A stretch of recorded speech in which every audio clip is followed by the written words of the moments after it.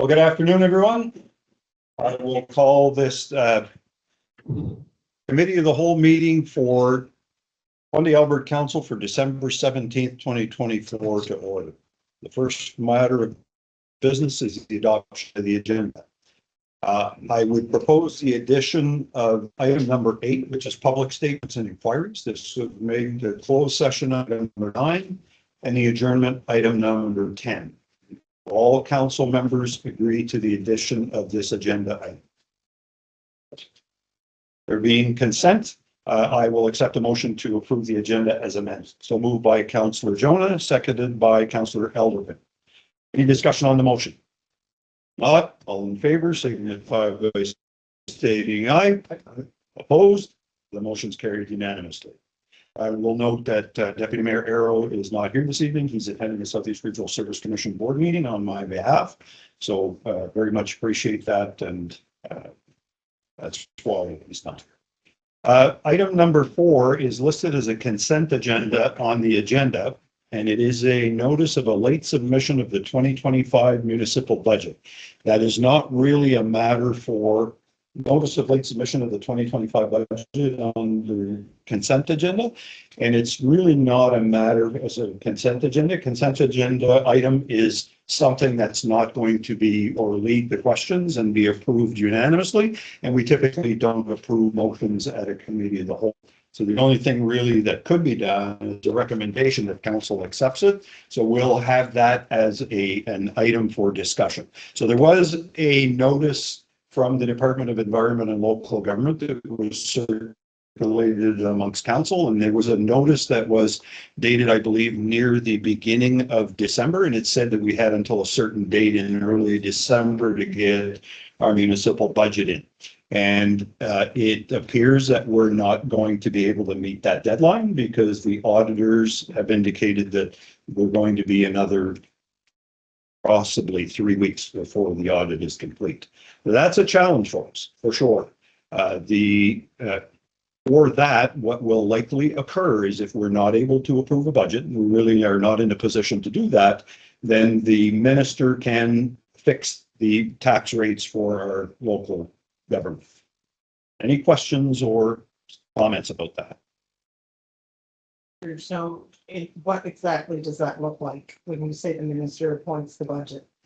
It'll likely, I think what had been suggested in the past is whatever is in the portal could be just rubber stamped and that's our tax rate. So if there's any updates that have been input into the portal by our local government, they could just rubber stamp that and publish the tax rates based on that.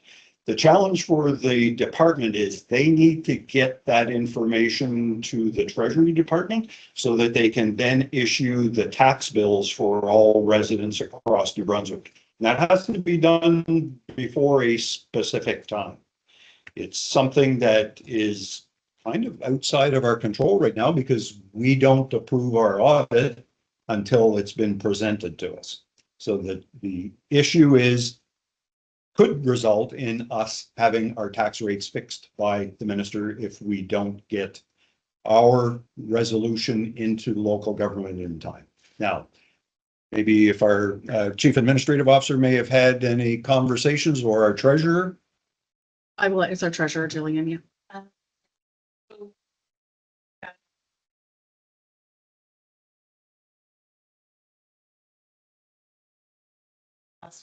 And they'll review it, and they would like me to present it to council to be approved. Have a draft. No, like as approved. Let's say review what I put in for a surplus, and from my understanding, we will make note of it in our books. So this is environment and local government is saying this? Yes. So we would essentially be a provisional budget with an estimate of the surplus to be adjusted after the fact. So that is something that's kind of, I think, what I was suggesting and what our chief administrative officer suggested. Yes, Councillor Lund. If I may, Mayor. The numbers we put in that portal so far is what you've shown us in some of the budget report. The latest, So they'll go the back- latest numbers. Just one at a time, please. Sorry, Councillor Lund. Okay, so they'll go back and take the latest one? rather than using last year's budget. And it would Because they, be, like, I will send them sorry, what the draft I have completed thus far with all your guys' adjustments, and then they will review it and then have you guys approve it and that would be our- But we can change that if we all agree to something else, correct? not after the fact. No, but before. If we adopt a resolution prior to it being rubber stamped by the minister, then then those numbers would be in the portal and those would be the ones we would have approved. Correct me if I'm wrong, Trish.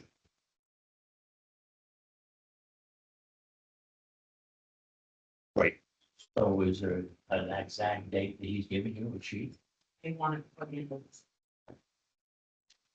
Okay. Any other questions or comments? Yes, Councillor Elderton. I think the last budget deliberation meeting, we did make some suggested cuts to it, and I don't think we've seen those modifications come back to us with the new tax rates. No. Since then, am I correct? No, and this is why we're kind of suggesting we need to get together and have a look at those. Well, it'd be good to even have them to look at before we set a date, even would be helpful to look at them before we set a date as well. It's not looking like, based on the availability of council, it's not likely going to happen before Christmas. Because I've heard from a number of councillors said they're not available. Correct, but again, we can have the information. We're just not having the meeting until the end of the month. We can have the information that she has uploaded into the portal. Mhm. We can have that to review now before the meeting. Yeah, there's probably no problem in doing that, but that budget would need to be approved by the end of the month. And also there are some financial transactions that must occur before the end of December. And there needs to be time enough for those financial transactions to result in our treasurer going to the bank and making sure those transfers are done in time. So we need to be mindful of all that, of all those details. So now that we have this information, it's a better sense of where we are. We'll send out to canvas for people's availability, but we need a forum in order to do that.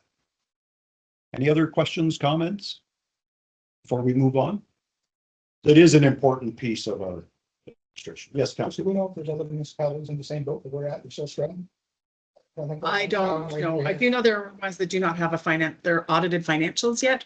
Whether or not they have provisional budgets, I'm not sure. Thank you. Right. So we will move on. I do. Oh, believe sorry. You missed item number 3, which was Did I? the conflict of interest Oh, declaration. sorry. I'll move backwards to conflict of interest declarations. Are there any conflicts of interest to declare in relation to today's agenda? There being none, we'll move on to the next item, which is public and administrative presentations. There's one scheduled 5-minute public presentation and a presentation by a departmental official on a matter involving Fundy Albert, and there is no time limit for that presentation. So I would now call on Mr. Jeff Cook. Jeff, if you would have a seat up here. It is a 5-minute timed presentation, and your presentation is on the topic of the update for the Golf Club Road Yeah. and the 2025 budget, if I understand correctly. Mr. Mayor, members of council, thank you for having me. I think everybody knows who I am and probably why my question is on there. I have White Rock Cabins, coming into the first of the next year. I'm getting questions already on golf packages again. And one of the big things, we had 12 golf packages last year, and one of the big headaches was having to drive around. So I'm looking for that and an update on it. So what we're looking at, plus the other to go along with it. There seems to be a lot of rumors going around about when the repairs will be made and on the funding for the repairs. I've been here before and I've been told that it takes time and that we cannot just go ahead and fix it ourselves, as the village would be responsible for any environmental issues. I will come back to that in a minute. As we're with the environmental issues. My issue is that we're seeing more and more weather events, as we saw last week's rain and the sudden snow. Should this happen in February and we lose the culvert on Route 114 on March, we're in the major problems. We have major problems. We have trouble, for one thing, just get emergency services to anybody on the other side. Will be waiting, and that is bad enough. But I don't know if you realize if this happens in February, as we've had many things before, major events in February. Any child from the other side, from Surrey on down, has to be bused over California Mountain. I would not want that on my conscience at all. Now back to the environmental, if we fix it ourselves. This summer, I watched as we had an excavator and a mini excavator working on the trail on Red Brook Marsh. Did we get a permit for that? We didn't authorize it. We knew nothing about it. So if you have a name of someone, Shoreline trail, that was. The Red Brook Marsh Trail. The We trail. replaced the bridge and we. oh yeah, there was That a, was yeah, there was a permit. Okay, Please. I thought you were talking about where. No, the trail was rebuilt and the bridge was reset with with a full excavator. The Mhm. trail was rebuilt with a mini excavator, well within the boundaries of the 30 meter that's required on the wet course. Mhm. Did we apply for a permit? Yes. Yes. We had the water permit. Why can't we get another one? To fix the road. Sorry, I'll answer your questions Okay. after you. So we're looking for that. So basically, we need to have this fixed for emergency situations. It's gotta be done. So I'm looking for answers on the funding, answers on the timetable of when it's gonna be done, if it's gonna be done. And I would like to know if we repaired a walking trail around the Great Brook Marsh, which is great, it looks wonderful. How much did that cost? What did we spend to fix a walking trail when we've got a emergency road that needs fixed? Mhm. That's it. Is that it? Yep. I thought you wanted stuff No, about the 2025 I budget. don't have time. Well, yeah. That's gonna take longer. That's all right. Okay, so Maybe next I'll make an attempt to answer your questions, Mr. Cook. So I understand that the current situation is a huge inconvenience for people, mostly for you and your new business. And it's not lost on us at all that's a problem. The village is responsible for the environmental issues, but it's really not, that's not the reason why the project hasn't proceeded to date. The reason, and I've been here probably since this summer, providing updates at all council meetings. So what I'm going to say is a repetition from all the information that I provided, is that we already have, it went out to tender. There was no tender awarded because we had to get borrowing authority, even though the province is going to reimburse us through the disaster financial assistance program. They would not guarantee it. In other words, they wouldn't take ownership of the project. So we had a requirement to go to the Municipal Capital Borrowing Board to get borrowing authority for that project. We couldn't get that approval because our audited financial statements for 2023 aren't yet approved.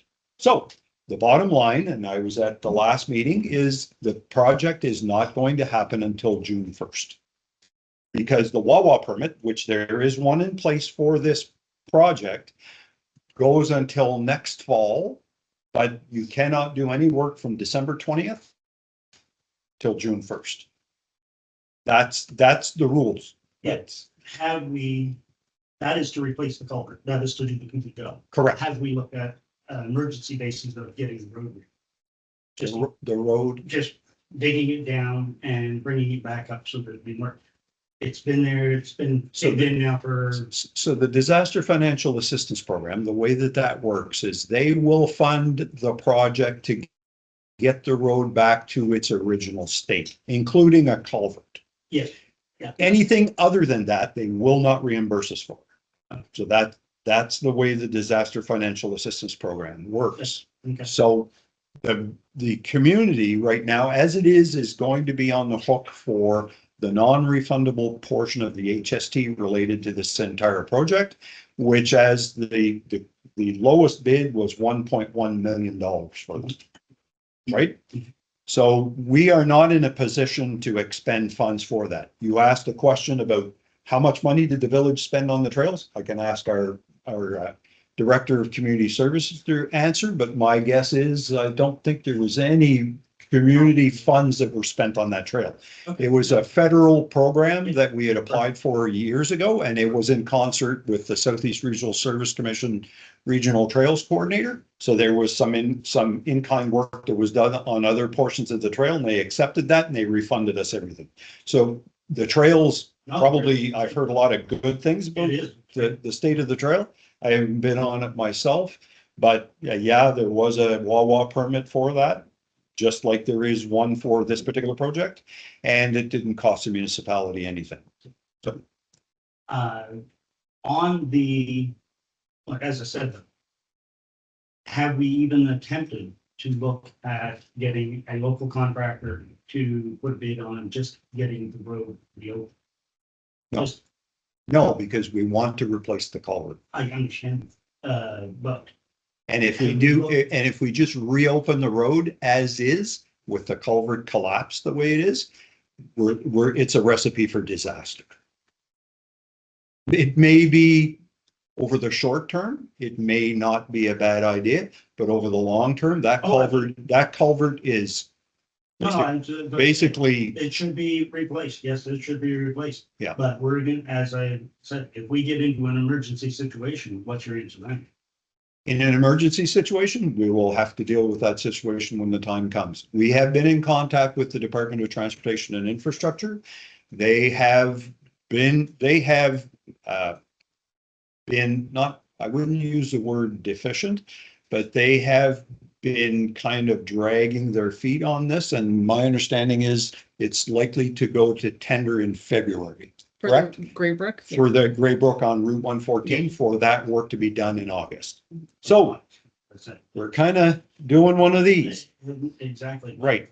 I don't like doing one of those. I understand that. And if the road happens to wash out, then we're just going to have to bring that back to DTI and say, what are your plans?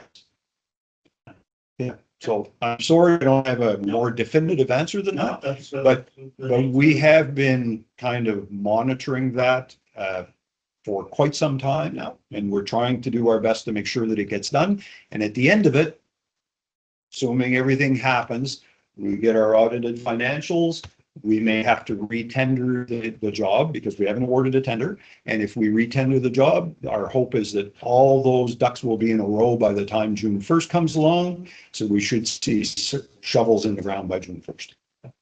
Okay. Well, first of all, I don't know if any members of the council have any questions for Mr. Cook. Jeff? I appreciate your concern, Joe. It's, if it does happen, people in this community are going to have to be on the phone, they're going to have to do what they have to do to make phone calls to wake people off. Because if I still work down that new over Callaway Mountains, that's not possible. That's a recipe for disaster. That go back to the concept. No, correct. No. My concern, it's the same as yours. Yep.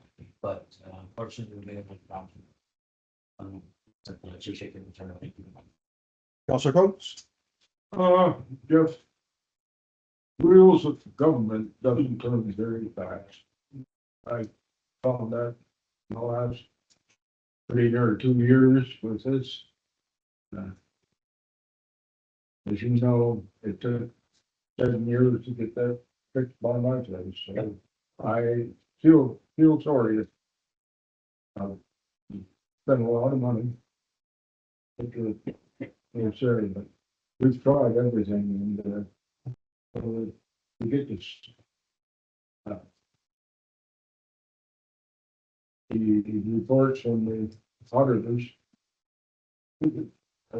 That's 2023, not 24. Yeah. 23. Who are we using for? Like, and we had the same problem last year, so we gotta do something about it. Thank you. All right, Councillor Jonah.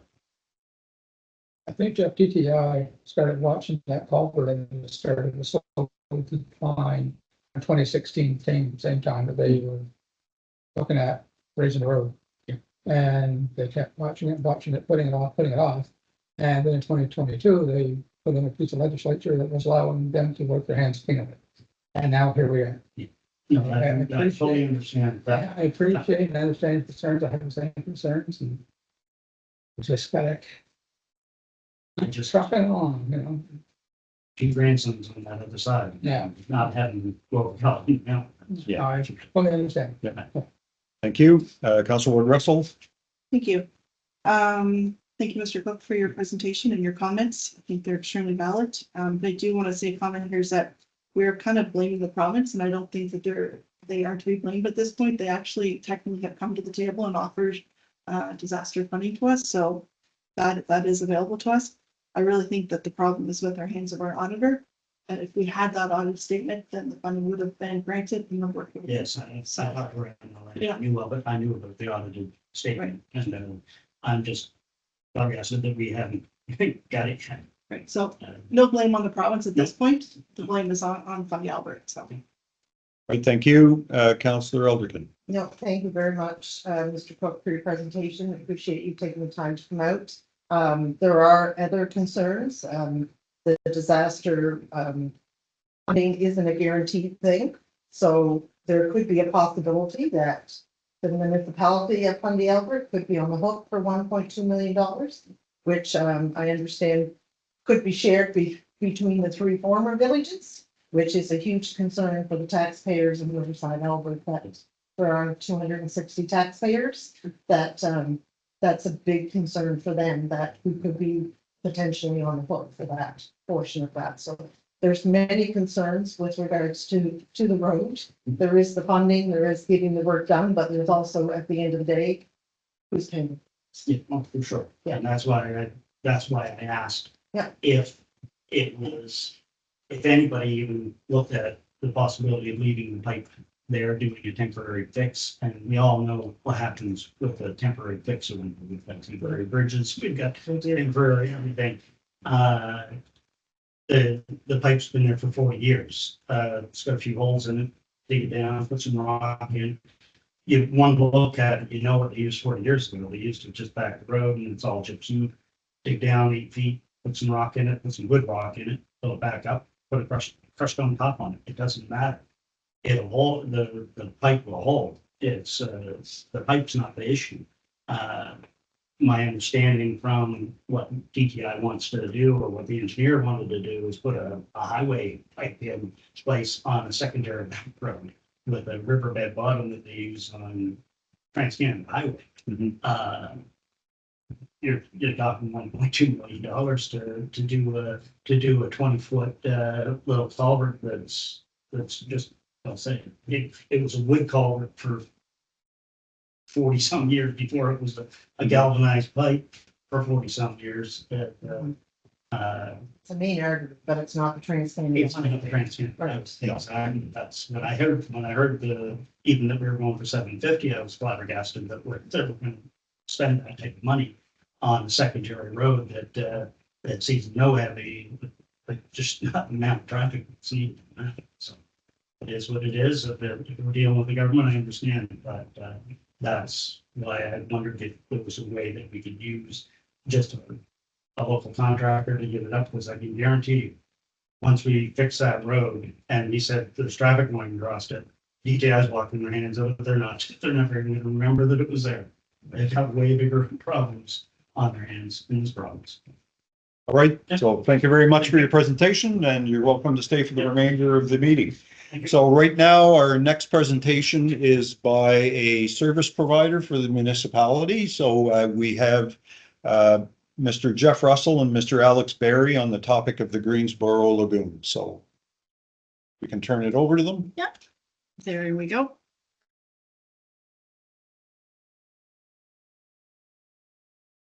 Hello, Council, and thank you for having us today. I believe we were invited to speak about our Greensboro Lagoon project that we're undertaking in that community. And I'll let Jeff give you a bit of an update on what the work has been thus far and where we at today. And then I can take over and talk a bit about the next steps and moving forward. So I'll hand it over to my colleague, Jeff. Hi, everyone. Not sure if you can see my video or not. I'll just do a quick, we were asked, I guess, to present today and kind of give a little bit of a history and, update on where things stand with the wastewater project at the Greensboro subdivision. So just to go back to the beginning, I guess, the subdivision began development in 1974, so it's been around for about 50 years.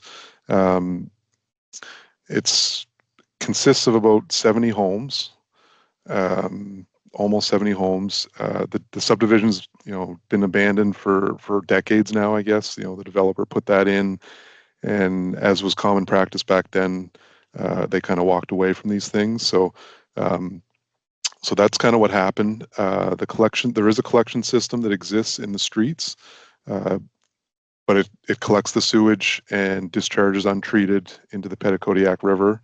And this is, at the time, that was common practice. The big cities all did the same thing, but it's been quite some time that the rules have changed. So right now, the subdivision is in violation of provincial and federal regulations. So that's what we're trying to clean that up.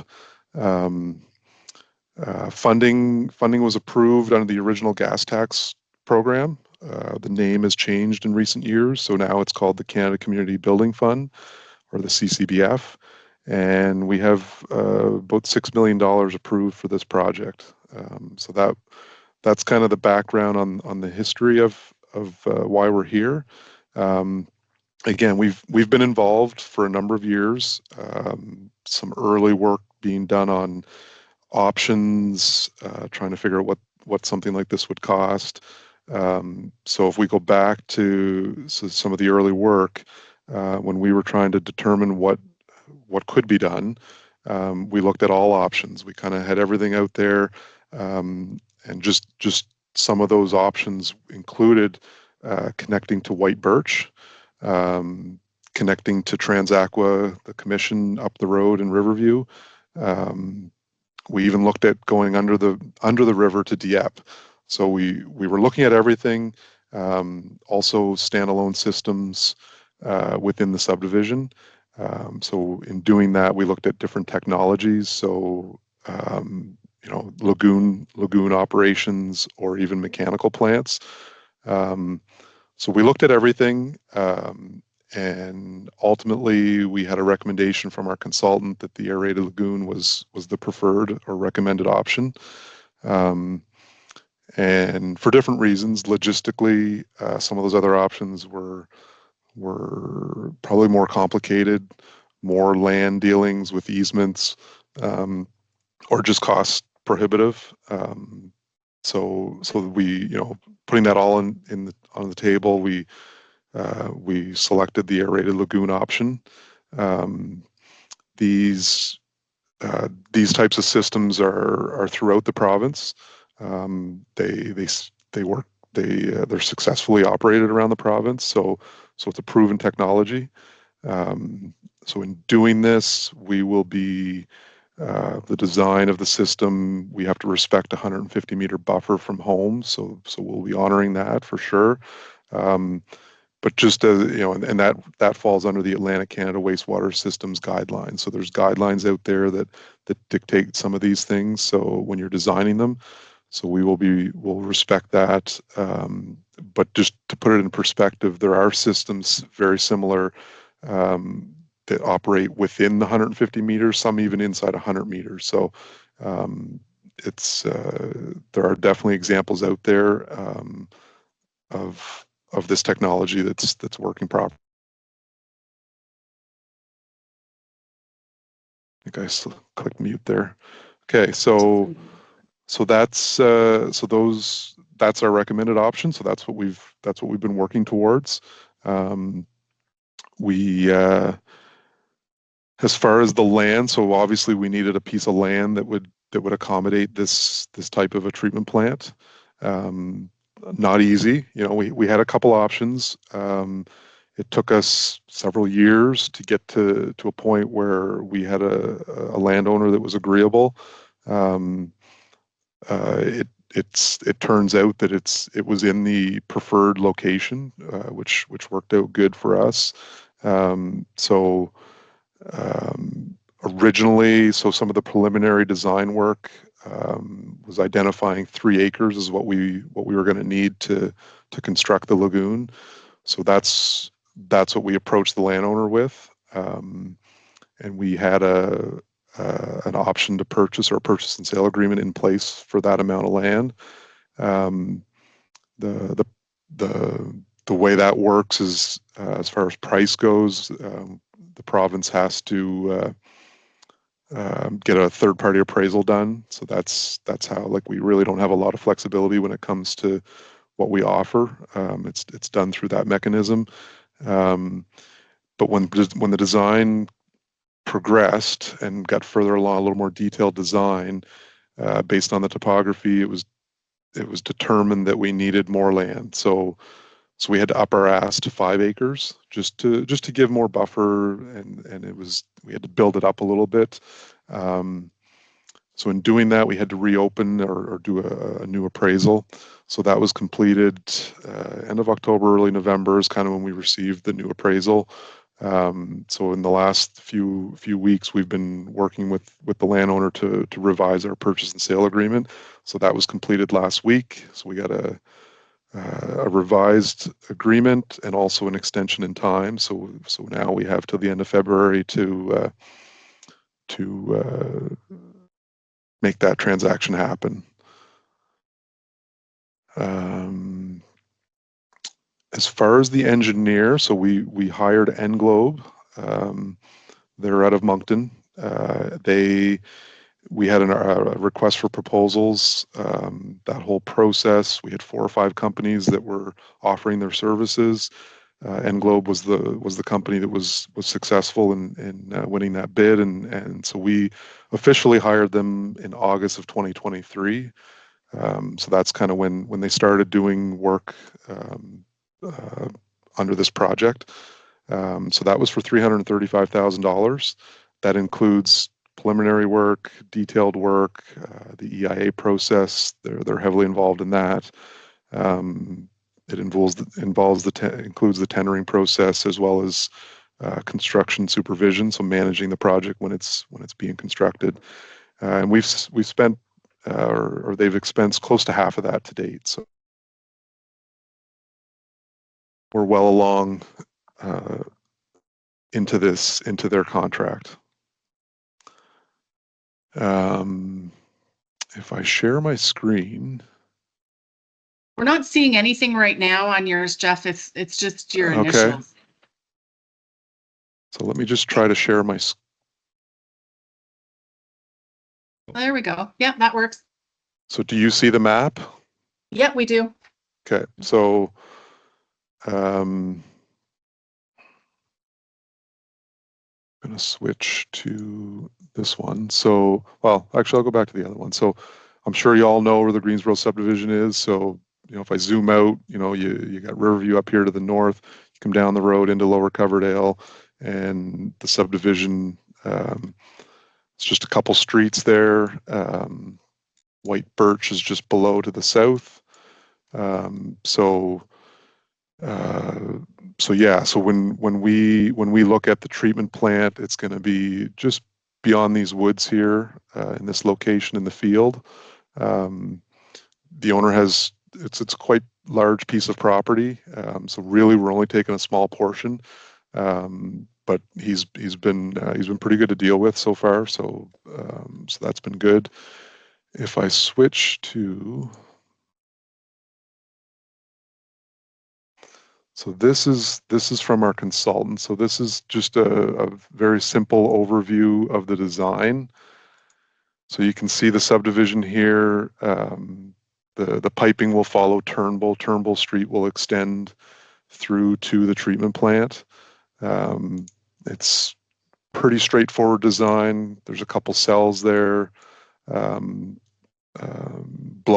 be a blower building. If I go down, a little more detail here, so you can see the bottom of the subdivision, the sewage will come down just as it does now. There's an existing collection system now. We will be replacing all of that. But the concept is the same, other than now it'll revert in towards the treatment plant. It'll go through the system, go through the first cell, through the second cell, so then it'll be fully treated, and then back out and down towards the river. And so the outfall, there is an existing outfall. We will replace that completely. It's just now we'll have a treated effluent, which is required. So that's kind of that part. As far as construction, so the early estimates on construction alone, roughly $4.3 million. So, it's a large scale project. You throw the land, or you throw the land cost on there and the engineering, like it's quite expensive.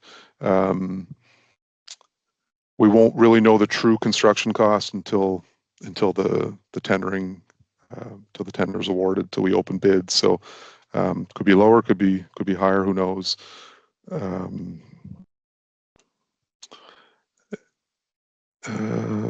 Yeah, so then you'd asked for an update. I'll throw this in now. So the system, the province doesn't really own the system. We sort of inherited it, I guess. This fall there was a situation that happened. I'm not aware of any of these things happening in the past. We're not really the operator, so I'm not sure. But there was some ponding or puddling happening near one of the manholes on the outfall. So actually, I'll zoom in. So the outfall kind of comes down through here and into this part of the little river. So it goes under the dike system. Well, there's two manholes. There's one up here, but the other one down here closer to the dike was leaking. We didn't know what was going on. We were getting calls. I received videos, emails, one disturbing email. And so anyway, so we took into action and called Englobe to go investigate for us. So they did an assessment. This was in September, I believe. And so they came back with, in their opinion, it was a result of a high tide, with the moons and everything kind of playing a factor into that. And there was some leaking inside the manhole, so it pushed it, like it's designed to back up in those high tides, but not this much. And then the cracks in the manhole itself were causing leakage out into that, and that happens to be a walking trail or a path down to the dikes where people walk, right? So that's why people were getting concerned about it, and rightfully so. So the update, I guess, is we received that. We went out, got some prices from different contractors, and it's been resolved just as of last week or the week before. So hopefully there's no other issues through the winter. Unfortunately, we're going to take that all out and put a new outfall in. But we thought that it was, especially with the people wanting to walk through there and go down to that trail system, that we had to clean it up. So we did that. Another major component before we can construct is the EIA, so the environmental impact assessment. So there was some work done probably last spring, but the project was registered on June 11th, 2024. When you do these things, you really don't know for sure how long they're going to take. It's an iterative process back and forth between the technical review committee and our department, as we were the proponent, and they ask questions. How how are you going to deal with things? How are you taking everything into consideration to protect the environment? So the question and answer period, if you call it that, was it's pretty well done. It's been completed for a little bit now. The other component of that is public consultation. So we have to consult First Nations. We have to consult the general public as well in the surrounding area. So that was done, or it's technically still in the process, but you would have probably seen some notices go out that allowed people time to raise their concerns or ask questions, and we would respond. So we've just recently closed that question period. People can still, if they have concerns, they should definitely send them in. It won't be part of the EIA right now. We summarized that and submitted it to the EIA group this week, or yesterday. So now that's kind of like we're at the very tail end of the EIA process, and so we're hoping that they'll give us the final determination approval next month, and that's the key thing that'll trigger purchasing the land. So we really couldn't purchase the land until we know that everything's good and we get the blessing that we're good to go based on our design. So we're getting very close to that. Another thing that I'll mention, just for your information, we haven't done it yet, but our plan is to have a discussion with DTI. I believe they still own the roads in that subdivision, so we just want to see what their future plans are. When we go into a project like this, our responsibility is typically to put things back as best we can to the way that they were. So we wouldn't necessarily do a whole lot of road work. We would repave the section that we dug up, but we'll discuss with them to see what they have, like if they have plans to do any major work there. Maybe we can team up together and provide a better road once it's done. So that kind of covers a lot of this. Just a timeline going forward. As mentioned, the EIA, we're hoping to have a determination there, approval in January. Land purchase will follow that. So let's say January, February, we'll complete the land purchase. There's, we know, so we will be having a public meeting probably in February is kind of the target now. And we know that before that meeting, we have to have fees sorted out. So there'll be a one-time hookup fee to each homeowner. And then obviously your annual user, your annual sewer bill that you would have just like in every other municipality. So we have ballpark numbers, but we don't have anything confirmed or approved yet. So, but we will need those approved before we go down there for the public meeting. Tendering, we're hoping to tender and award this in the spring. So let's say between March and May in that area, and possibly start in June. That's the goal. We haven't sorted out.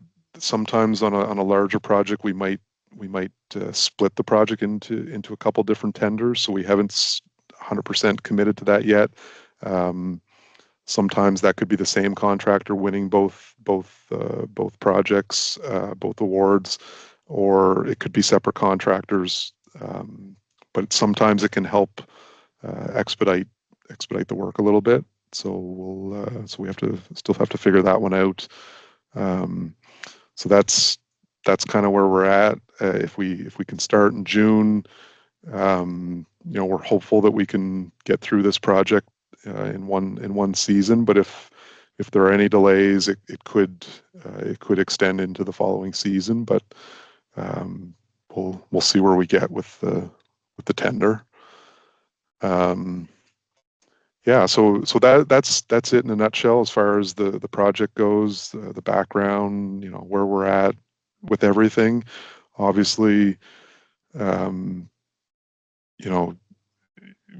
we haven't talked to the whole council, but we've had discussions with Councillor Russell and the mayor and the CAO. So they knew a little bit of this stuff.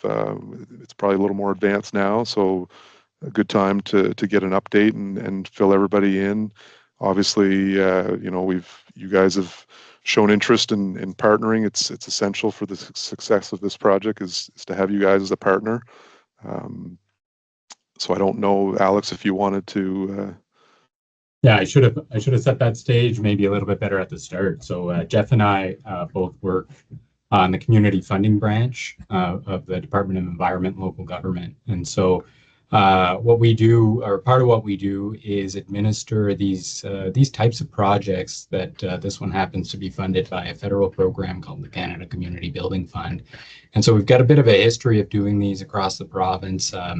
And this one, for those of you that were paying attention to the dates, you know that it's been on our radar for a number of years now, and it seems to have hit every roadblock that it could have hit. And a lot of that is due to the sequencing of the work. Before you know what the solution can be, you need to know what land's available to you, and before you get the land, you got to do the design because you need to do the EIA, and you sort of have to work back, and that's how we get to being this far down the road. But we are now at a critical time, and we're hoping to maybe get into some of that discussion today, is that for this project to be a success, it needs an owner, it needs an operator. And so we've got all the capital dollars to deliver the work, but we do need a partner to own and operate the system. And really it was local governance reform and the new boundaries that made it more viable than when this area was a rural district. Before we talk more about that, maybe are there any questions on your end? We've been doing a lot of talking, so we can maybe field some questions. All right, thank you very much, Mr. Berry and Mr. Russell. So we'll bring it around to council to see if there are any questions. Councillor Jones, any questions in relation to what we've heard? No, not at this time. Thank you for your presentation. Okay, Councillor Coates. Great presentation, and I hope all the vendors come in below. All right, Councillor Lyon. No, nothing at this time. Thank you. Okay, Councillor Ward Russell. Thank you, Alex and Jeff, for your presentation. I do have just a couple questions. So I believe, Alex, you just alluded to this has been ongoing for quite some time. So I would agree to that. So I do thank you and your staff for moving this forward, and hopefully we see this being completed in 2025. I have received a couple of emails from residents with regards to your 150-meter setback. I understand that is your protocol. Is there any room to move that even further? I know that there's a lot of land there. Have you looked into the possibility of moving that more than 150 meters from those houses at the bottom of Dryden? No, I mean, we kind of were willing to respect the design parameters, I guess, with the guidelines, and those are there from experience, from many years of research, I'm sure, and the problem going farther. Well, one, the owner has to be okay with it, right? Like, yeah, he has lots of land, and sure, it sounds easy, but if we go further, we need more land, or we have a gap, right? Which is not ideal for the owner to have a gap between our land and his land, type of thing. So we were trying to do the path of least resistance as far as making this work with the landowner, because it was not easy from the get-go. And so we came up with that solution. I mean, I would say, listen, I get it. Like, it's not ideal for many people to have this near their backyard. If there's a few things that work in their favor, I mean, there is some trees there. Like, again, if the picture's still up there, the map, right? Like, there's a significant amount of trees that are between his house and the proposed sewage treatment plant. So it could be worse. But yeah, it's just logistically it would get tricky or more or even more expensive to acquire more land than what we've already asked for. No, that's fair. I just need to make sure that I do ask these Yeah. questions. Yeah. And I know I don't know if it's the same person, but I did receive through that EIA process when we opened it up, someone did inquire, and I didn't give examples, but more than willing to like I did, just because I know where most of these are. And like I said, I mean, there's some that are inside 100 meters, and I mean, without going around and asking every municipal, these people that live near them, like what's your experience like? But in a lot of cases, like there's like they turn them into, maybe not here because there's already a trail system, but like bird watching areas, like it sometimes they like people accept them and they turn into more than just a sewage treatment plant. So hopefully they accept that, that this is, it's required for this area and for the environment, and if we didn't have to worry about the cost of the land, sure, we would go further, but it's just tricky. Fair enough. So I'm glad to hear that the public meeting will be scheduled hopefully in February. So that's good news. As you're aware, there is some individual residents that are looking for those numbers. So as soon as we can, put a suggested number out there, I think it would be very beneficial. We can't expect the residents just to come up with a large number just all at once. So the more time we can give them that they can budget for this would be extremely appropriate and respectful to them. Will the lagoon be lighted? Is there any lights at the lagoon, or is this just is there no lights? There would be no, it's not like it's certainly not going to be lit right up. There'll be lights. It'll be completely fenced in. There will be lights. There's a building. There is a small building, a blower building that would have some equipment inside it. There would be a light there for sure. You might have a light near the opening of the fence. Like there will be some minimum lighting, but nothing crazy, no. And then as far as the street extending, like Turnbull Street will extend out to there. We'll be following whatever DTI, like whatever those standards are. So although there's not really lighting, that was a question that came up as well. Actually, someone asked if we were going to add street lighting. Not our intent, but there could be some lighting down in that area. It is dark, has to be accessed by staff at times, potentially in the dark. So there will be some minimal lighting, but nothing too crazy. No, that's great. And finally, I know that you talked about proposing a discussion with DTI. I would encourage that both Fundy Albert and yourself have that meeting. The roads in Goldsboro are in bad shape, so this might be an opportunity that if they are going to be dug up and some work being done with respect to this new lagoon, this might be an opportunity for DTI to come in and resurface them. So, but exactly. The conversation should be held, ASAP on that if we're going to get any of that work in 2025. Yeah, exactly. Like if I don't know how they operate fully, but yeah, like if let's say they had work planned in a couple of years, well, I'm sure they could shift things around knowing what we're doing. So yeah, for sure, it's something that's I thought I would bring that up because I think it is important, and we'll reach out to them for sure. Perfect. Thank you. Thank you. Councillor Oldigan? No, one question was what are the needs from the municipality? But I think when you alluded to an owner operator, I think you're going to get into that, what the expectations you're hoping to partner with us, what those expectations look like. Yeah, so I mean, I can touch on that.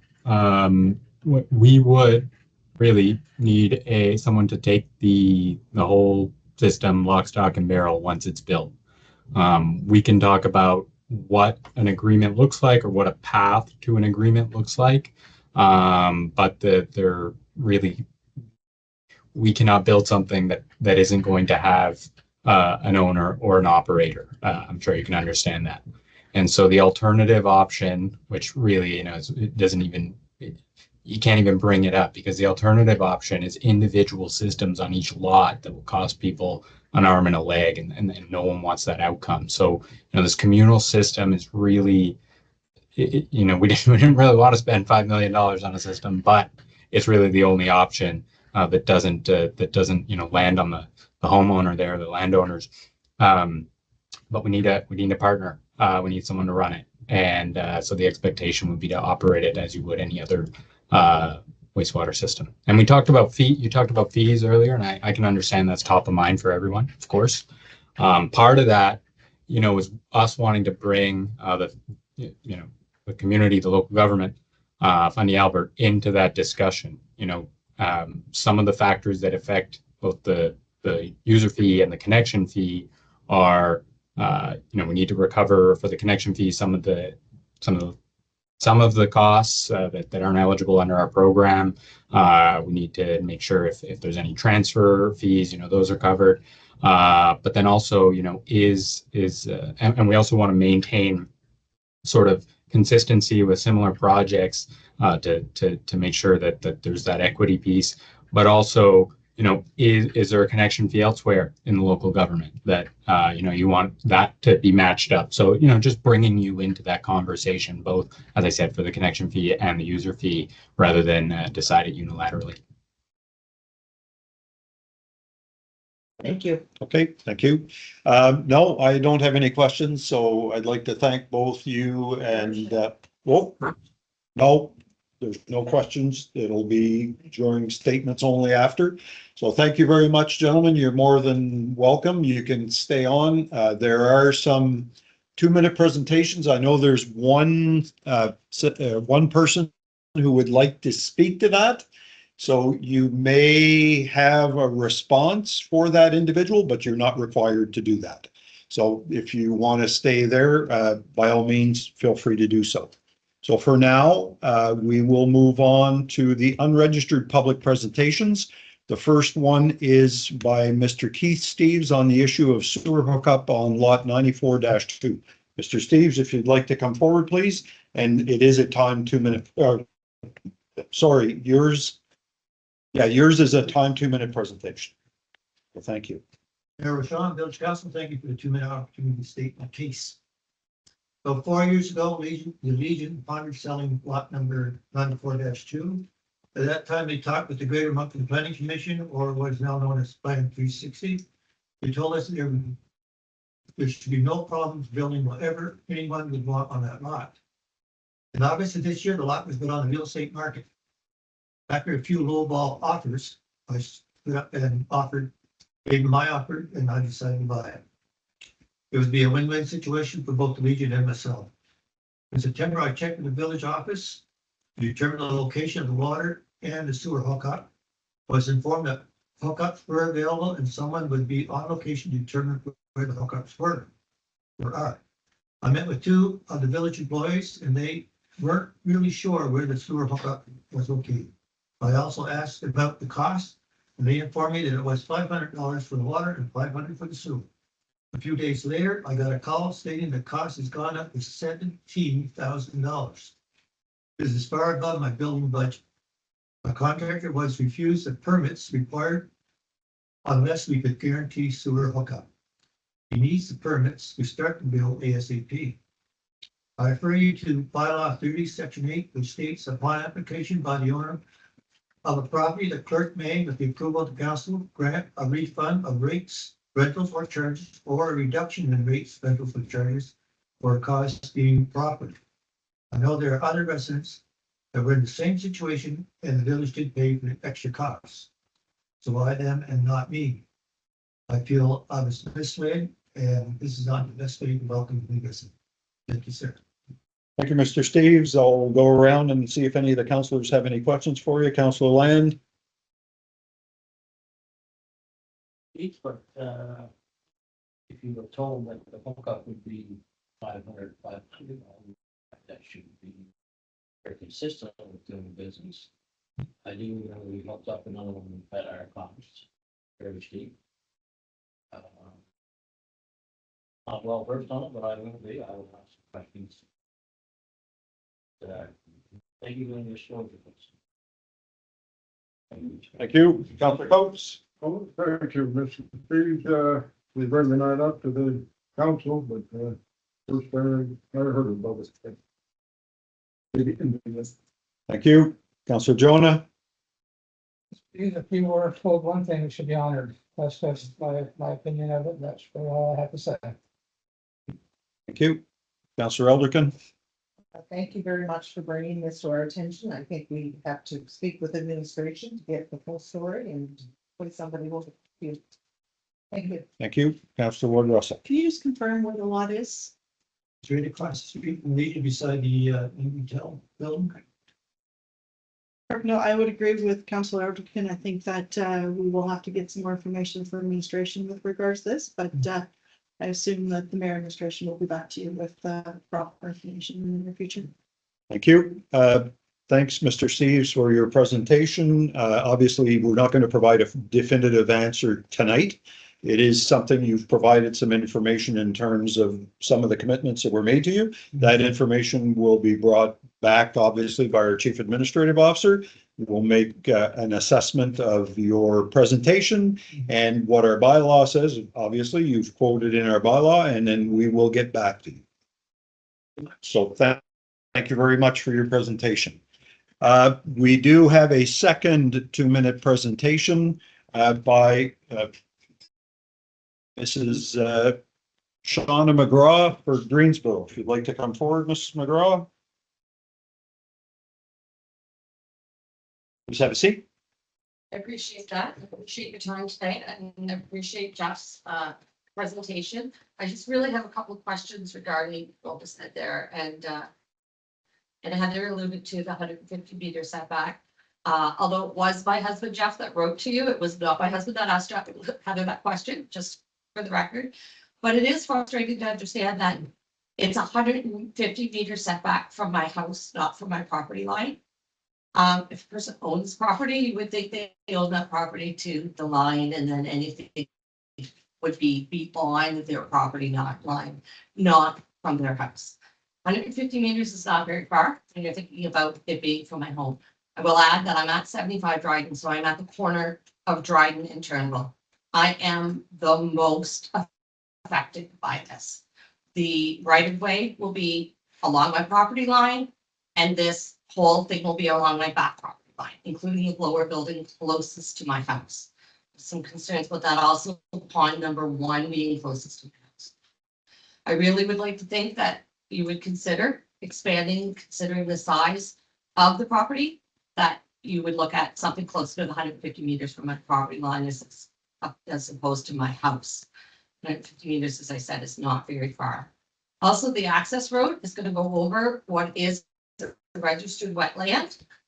The pond itself is actually starts on my property and goes into that access point.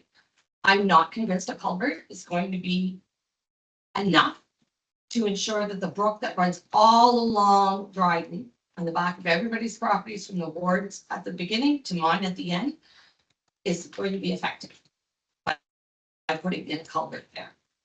And my other real concern or my other question I get is that you mentioned a fencing around the whole property. In your response to my husband, you said that there would be areas where fencing would not be viable. So if you would be willing to answer those questions, I'd appreciate it. Okay, so thank you very much. I'll leave it to Mr. Russell to see if you want to respond. You're under no obligation to do that, sir. However, you could choose to provide a response in writing. Yeah, I apologize. I missed the very start of that, but I did catch, I think I caught most of it, if not all of it. Obviously, you know, these questions were raised with that, the EIA process and answered,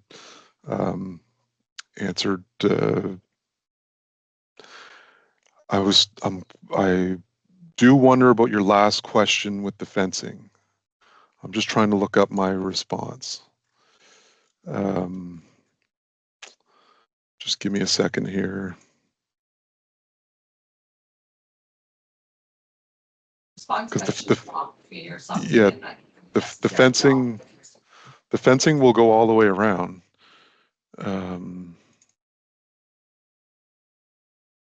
Just give me just give me a second here. And this is very unorthodox. This is not generally a back and forth. Okay. Mr. Russell, you can choose to respond to the presenter in writing and submit it to our chief administrative officer, and then we can submit your responses to her. That would probably be in the interest of time. Let's go with that route. All right. All right. Thank you very much. First of all, are there any questions from council? Councilor Land? Others fine. Councilor Coates? No question. Councilor Jonah? Thank you for the presentation. Councilor Elderkin? Thank you and welcome to your first Fundy Albert meeting. And Councilor Wardrosser? No, I think, thank you for your comments. I do have a couple notes here that I do think that environmental conversion should consider moving their setback to a little bit more than 150 meters. So I did express that in my comments. So hopefully they'll take that into consideration. Again, there is land, if you're going to do it right and have the support of the residents. So, even another 50 meters, 150 feet would be welcome. So. Thank you, Councillor. So thank you very much, Mrs. McGraw. Thank you for your presentation and feel free to stay for the remainder of the presentation. We will now move on to item number 5C, which is the administration report. So administration report's been circulated for council's review. I'll now ask the CAO and the directors to speak to the content of the report. When I have too many things, I'm trying to do it at the same time. That's all right. I will just start it on my memory. So the first part of it is the building permits. And that's just an update, a little bit below last year's amounts and permits issued. However, that's just a for information piece. The second one is the only tender that we had on that document is the Alma water project, which the tender closed last week. So there will be an update later on with the Director of Communications. The next one is the grants and the grants program, and there were no new grants requested on that report. I believe that leads us into the Treasury, which will be Jillian.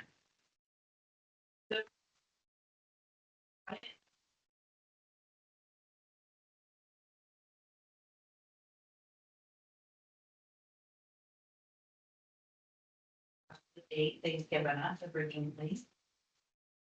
For our year-end forecast statements, it's attached to former whole meetings. And they have not significantly changed in any way, so I would like to continue with my recommendations for reinvesting of our current 2025 GIC reinvestments, excluding a portion of the Riverside-Albert Fire Department.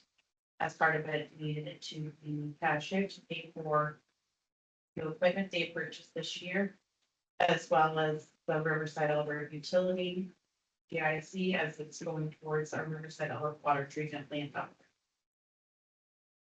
For Fundy Albert capital account. I need, out of all the bank accounts we have, we do not have one for Fundy Albert, just capital. So I'd like to open one for capital to start transferring our funds into, and some of our recommendations for the 2025 general capital investments will go into that. This account will hold all shared items. So my recommendations for anything that would have just been a local cost to the former villages will go into a GIC until the year purchase. For the Goldsboro's unbudgeted surplus, I reviewed it with community finance, and my recommendation is to put the surplus into a cash flow GIC for arena capital upgrade. For Hillsborough utility capital investment, they will not allow me to put any more in operating reserve, so I cannot move it forward for next year. Start water exploration phase 1.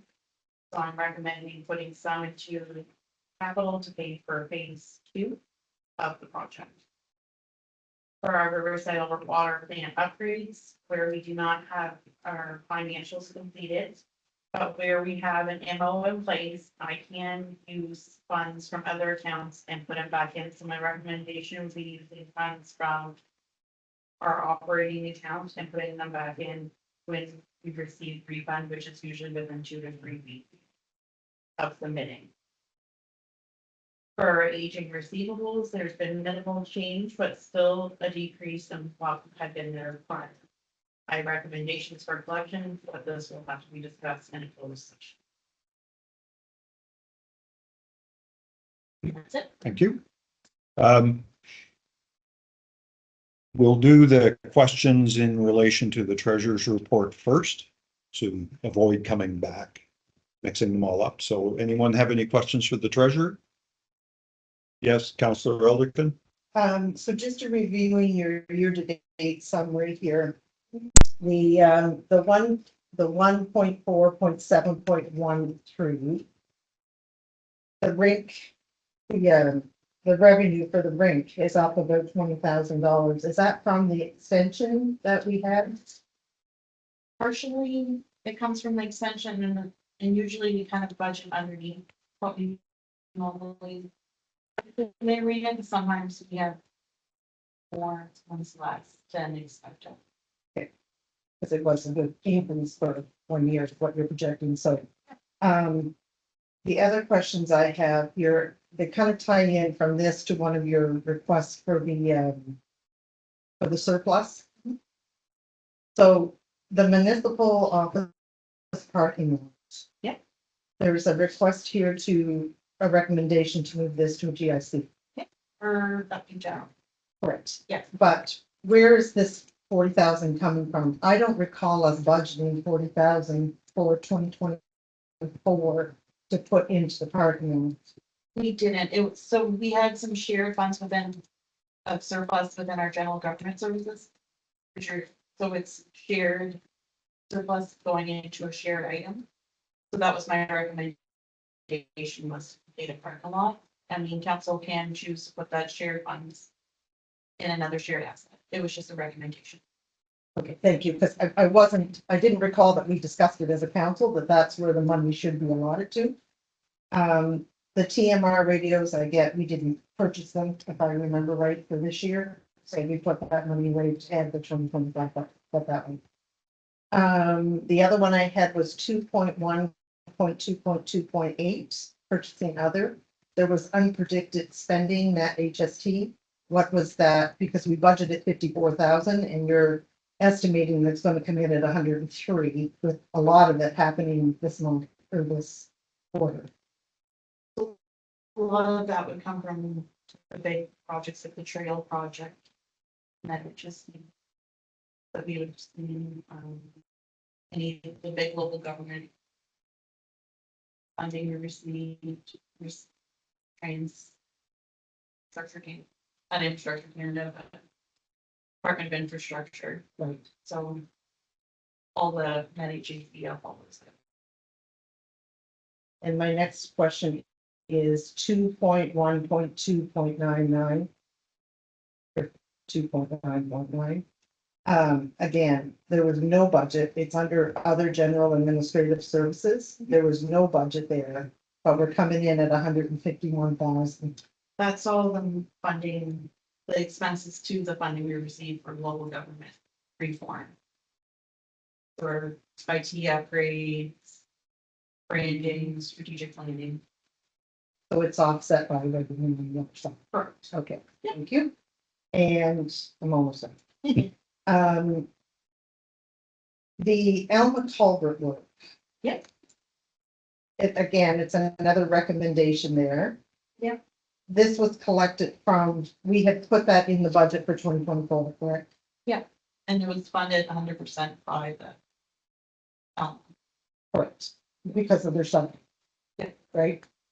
So I noticed it in one of the recommendations that we're gonna save that money for Alma's culvert. Yeah.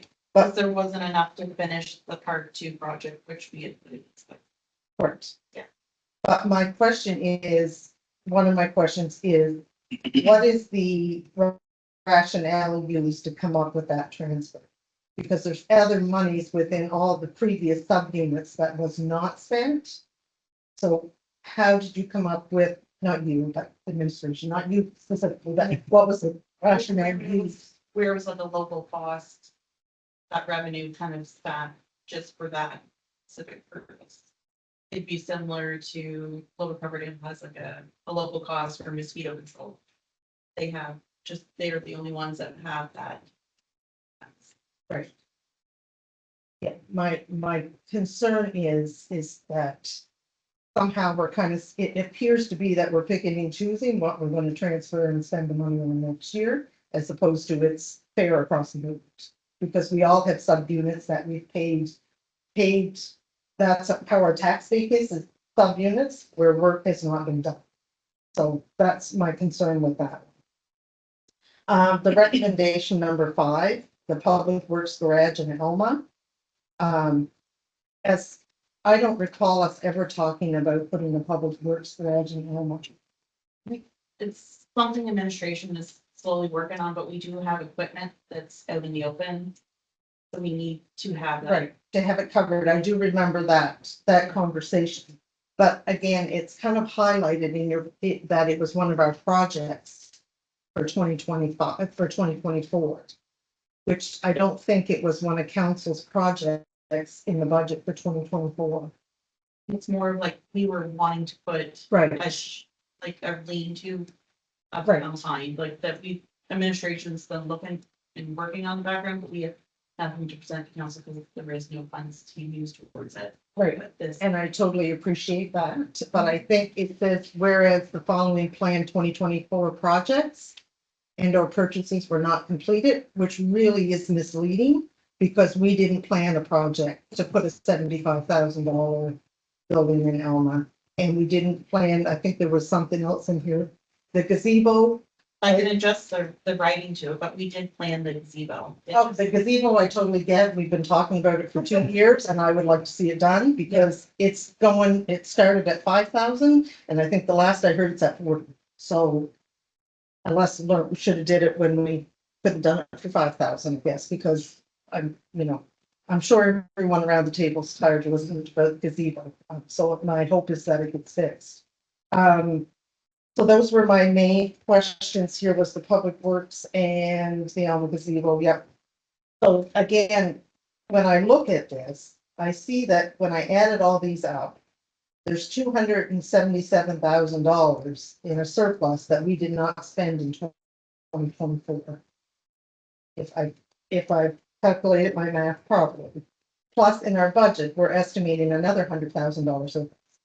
So it's a almost a $400,000 surplus from 2024 that we didn't spend or didn't use the funds.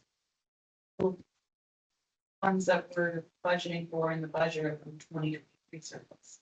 They have Correct. nothing to do with this year's surplus. They're completely separate. Correct, but this is what we're looking at, putting money away from the 2024 budget, Yeah. right? So I'm still having I'm struggling with the budget this year, I'll be truthfully honest, because we're estimating a $400,000 surplus of monies we didn't spend from last year, but yet the request was to give you, not you, to give the administration or the municipality of Fundy Albert an additional $1.2 million. So I'm still struggling a little bit with the previous number versus the asked for the new year. So I think it's important that, again, that the budget that we've made adjustments to, we do have an opportunity to look at it. There is absolutely deadlines. I totally get that. But if as a council, I'm responsible for the decisions I make, and if I'm struggling with it, then that's an issue for me. If I can't explain to my constituents in both an LSD area and the former village as to why we're getting a huge tax increase when absolutely nothing has changed. And some of that has come to highlight in our last meeting that we're now sharing expenses amongst the 3 former villages that we never were. which, you know, when that became public, gave them a little bit of angst when they know the Golf Club Road is gonna cost more than 14 million. So if we don't get that funding, there's, you know, and we hear a lot about the cash cows from Lower Coverdale. Not cows particularly, that's the wrong choice of word, but the question was asked of me, which I can't answer. So they're contributing to shared services that the former villages always looked after, such as the arena, such as the library, the rec centers, whatever. So you would think that that number for the former villages would somewhat be relieved a little bit because we covered it all before. So we're not seeking that relief anymore. So when the question was asked of me, I couldn't answer it. Yeah. So I totaled the 3 former villages approximately what we had for budgets, and they totaled approximately $3 million for the 3 former. And we can't keep it within 6 or 7 million. So it's kind of coming to light. We have some issues I think we still have to resolve here. That's where my concerns are. I appreciate you answering my questions. No, and I completely understand your concern, especially when you look at, it's not just former villages, but the former LSD budgets. But I think it's valid to me to go back and demonstrate what's caused those increases from the time of the former incorporators. And I know some of it is I went back and tried to look back at where we were last year versus this year, and some things have gone up, like fire, police, those kind of things. Some of it is our garbage intake for the new year because we have a new expense, but we still have the same public work expense, so we haven't offset it by anything. So those are some of the concerns I just wanted to share today that I'm getting from my constituents that I can't answer, which is concerning as a councillor. Yeah. And the pressure is on now to approve a budget. And I know the pressure is going to increase from now till December 31st. I get that. But we did make a pledge last year to try and do this a little earlier, which that didn't happen. And for me, we have not seen a utility budget yet, which to me ties into it's another expense the former villages have that we need to make a decision on about what they're going to pay for their water and sewer, and we haven't seen anything. And I understand your concerns, Counselor. You're looking at me as if I would have the answer, and I don't. What I would suggest is all the questions that you've asked tonight, put them in writing, submit them to the CAO and the treasurer so that they have a better understanding of what your concerns and your questions are, and then they can provide a formal written response. I commend our treasurer for being able to answer or try to answer those questions on the fly because we're jumping around on a spreadsheet I couldn't even follow. So I would suggest you put your questions in writing to the treasurer and the CAO, and maybe they'll be in a position to better respond. I don't know if there's anything else you want to add. I don't have anything to add. I mean, a lot of those projects, we were a year in flux. I know you think that Public Works is overstaffed, but we lost 2 key people this year, and a lot of those projects didn't get completed, which is, I think, what a lot of those overages is that our treasurer is talking about right now. And I didn't highlight that I think we're overstaffed at all. My concern was it's written that these projects that we budgeted for the 2024 budget, such as Academy Street parking, the public garage, but that wasn't in the budget. I don't believe that was a project that we budgeted for in. It could be, I could adjust the wording for it, and that's why I brought it to committee. Yeah. So it's kind of misleading. We'll change the wording on that. Okay, thank you. Councillor Ward Russell, you had questions? Yeah, so just on your administration document itself, under GIC reinvestments, it says, whereas the current GICs are up for renewal on December 18/28 of 2024. I'm just curious of what that date actually should be. Some of them expire on one date and some on the other. So the 18th and the 28th. Yes, Okay. correct. So my goal was to be able to cash the ones on the 28th early and to be able to cash them, put them all in on the same date. Okay, perfect. And I know just in the other comment, you want to open some accounts with regards to a capital account. Every account that you do open is gonna cost you more money. Where a spreadsheet or an Excel document does not. So I would just, keep that in mind as well. I see that there, I don't have it right in front of me here, but your banking fees were budgeted 2,400 and actually came in over about 5,000 or 6,000. So you're currently already doubling what was budgeted in 2024 or in 2024. So if you open another account, you're gonna have additional expenses on that as well. With regards to an email that I sent yesterday with some questions, I didn't hear back. So is it all right for me to ask those questions now? You may not get an answer, but go ahead.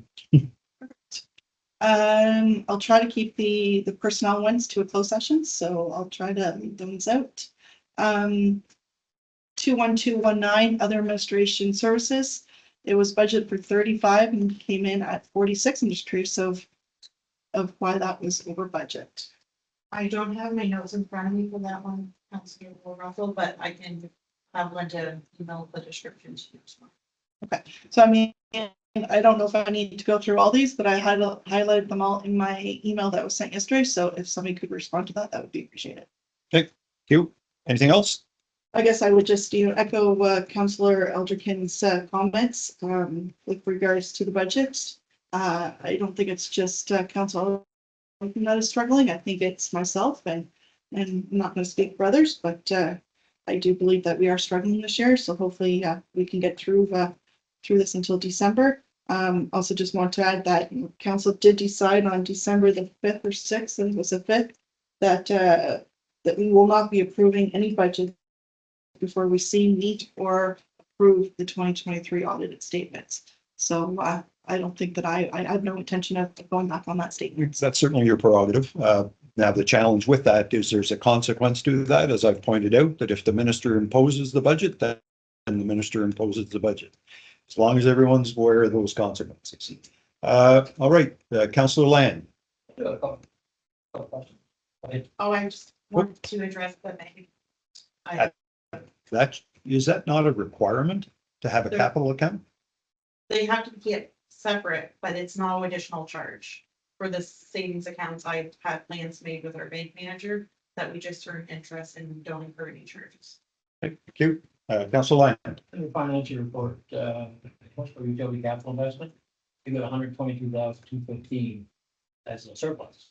Why are we only putting 75,000 on the I just wanted to leave a little extra in case we have some last minute emergencies. Water seems to be throwing our sides with. Do we usually keep a $50,000 float in that for all this? I'd like to. That's in the past. There's usually been ones around 30, 40 generally for, I think even from windows. And also, in budget surplus. Yep. We're talking about putting a large amount of money away for the green capital upgrades. I think they should come back to council for discussion, because I think that the water situation and the wastewater goes before. Maybe That would be your general surplus that would have to be spent in general. you can't swap back and forth. Okay. Thank you for that. And also, I do echo Councilor Ellerton's concern with the numbers that were presented. How can we put money away when we don't know what the financials are from the previous years? If there was, you ended up with almost $200,000. That's going to be in the system. You want to take that and set that aside. But it's this year's surplus, it doesn't. So the surplus that we're using in the budget is from last year. This surplus is what we have this year.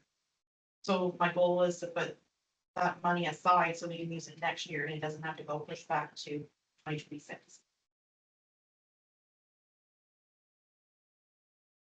The budget is challenged. Oh, I see it on both sides. And I think before the end of the month, we should have a very serious discussion about your rhetorical entries and what we already put in there. I disagree with some there now, to upload that, to send that to the province. Oh, well, I plan to update it tomorrow, because I've been working, taking out everyone's requested items that you guys want to cut, and that's what we'll be reporting. But again, there's gonna be some changes to the tax rates in that situation. I've kind of been in the mindset that we should approve last year's budget at the same rates, same money, as if we got a surplus this year. There should be enough surplus in there to cover some of the major costs that are coming forward. I'd rather do that than have a budget that's.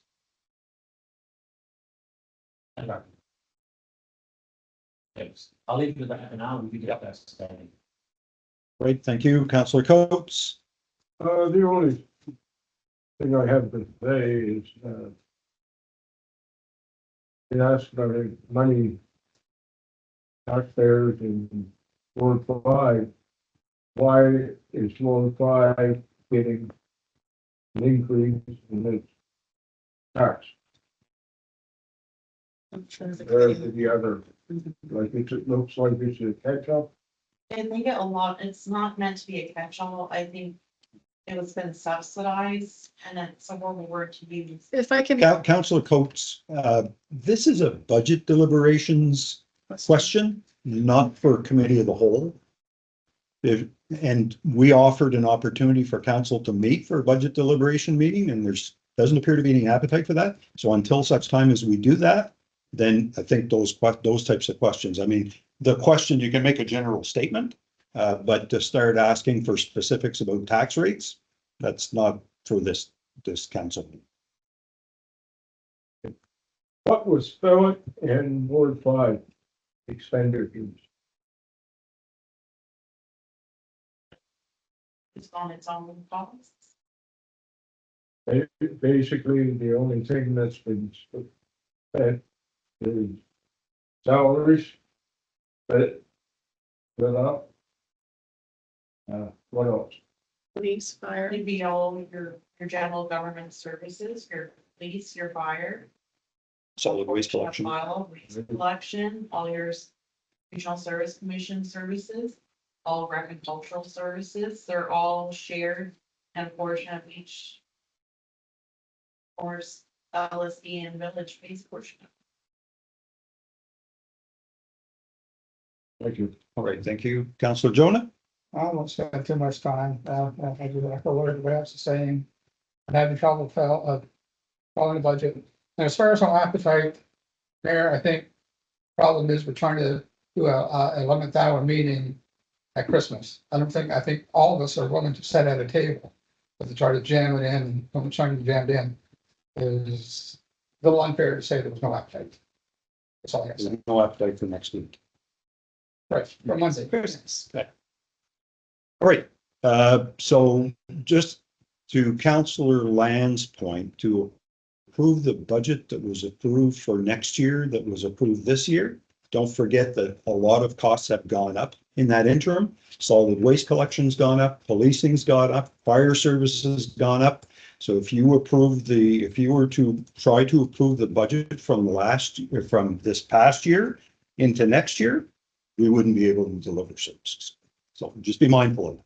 It's certainly a prerogative if somebody wants to bring it up, but for every cut, there's a consequence. And we need to be very mindful of it. All right, that's all I have. And thank you very much, Treasurer, for your report. So if you want to continue on with your. And I believe it is our Director of Operations on the next. Communications, please. Good evening, Mayor, councillors. Just a little bit on the communications piece on our ticketing system. It's moving on slowly. We're starting to learn how to extract information from that to give you a better picture of what's going on around the municipality. We've got a total of 96 tickets come in, which we completed 62. So it's around about 65% completion rate. A majority of those tickets that are still open are to do with roads, potholes and everything like that. It's a combination of ability of staff to get out on the roads with the correct qualifications and equipment and getting the coal patch stuff that we need to build up. We are working on that. I appreciate it is not the right time of year to be doing potholes, but it is in the program to look at specific areas as and when we get things in the weather for that. So hopefully we'll see those numbers come down quite rapidly when we do get on the road to do that. The next section is our Director of Community Services. Hello, so, going into first, as of December 6th, there are 440 subscribers to going into our system.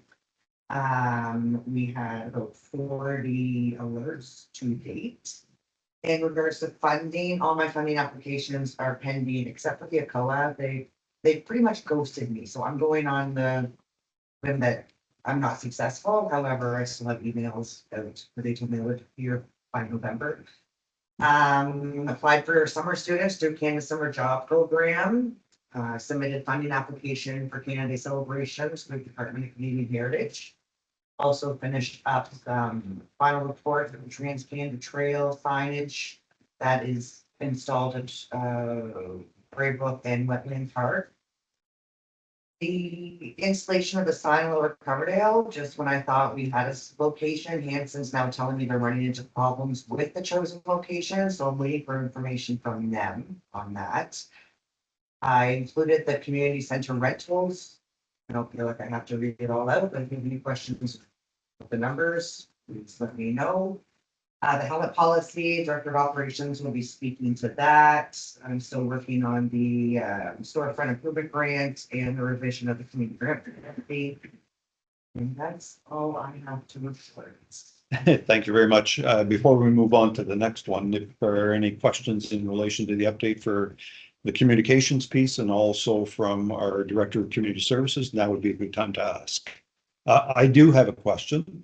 It's in relation to the sign as we come in from Riverview. If that sign doesn't get installed before December 31st, what are the implications budget-wise?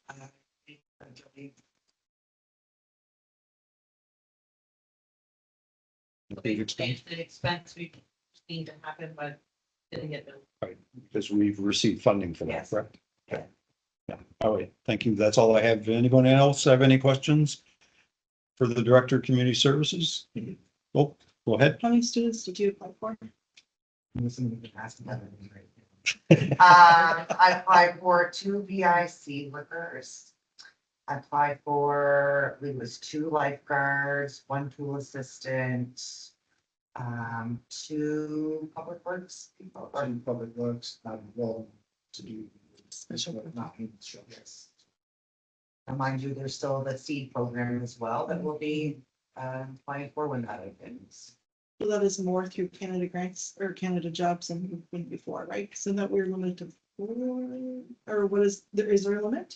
It comes first come, first serve, and I think they rate the applications. Thank you. Thank you. Go And ahead. we don't have to take all those students either. No, That's just, no, yeah. it's fantastic. Yeah. The next goes to our Director of Operations. Moving on to the public policy then, I'll start on the apologies, I've just read through the public policy then, and I've got my paragraph numbers wrong. I'll just explain myself there, and that'll be corrected. So obviously, actual council report for the public policy, obviously it's been sat on the table for quite a while. No, Ian, sorry, we're still on the committee of the whole report. So the water, wastewater. Sorry. Yeah. Yeah. I think the next item is the helmet policy. Okay, apologies, I'm moving on towards the waste goods. Cool. Hillsborough, water and wastewater, I was going to mention about the Legion Street sewer hookup, obviously Mr. Steve came in this evening and did his presentation. Riverside-Albert, everything's been ticking on there quite nicely, so nothing further to report there. I'll talk about the filtration plant project later on. Alma, that continues to be subject to oil orders, mainly due to power outages due to the weather, and that is more isolated to the area of Upper School Street, because we only have a manually operated generator to restart up this booster station as and when the power goes out. So unfortunately, whenever the power goes out, we do get put on a by the Department of Health. The lift station now are still at 50%. We're just again awaiting approval for funding for the new pumps. I think it's very much linked to receiving our it is moving. Wait for them to approve it. Yeah, so as soon as we get the funding approved for those pumps, we'll get them ordered and hopefully see them in 6 to 8 weeks from the order. I sent out an email to all members of the council just highlighting there's been a trend of increased turbidity in the water supply in Alma.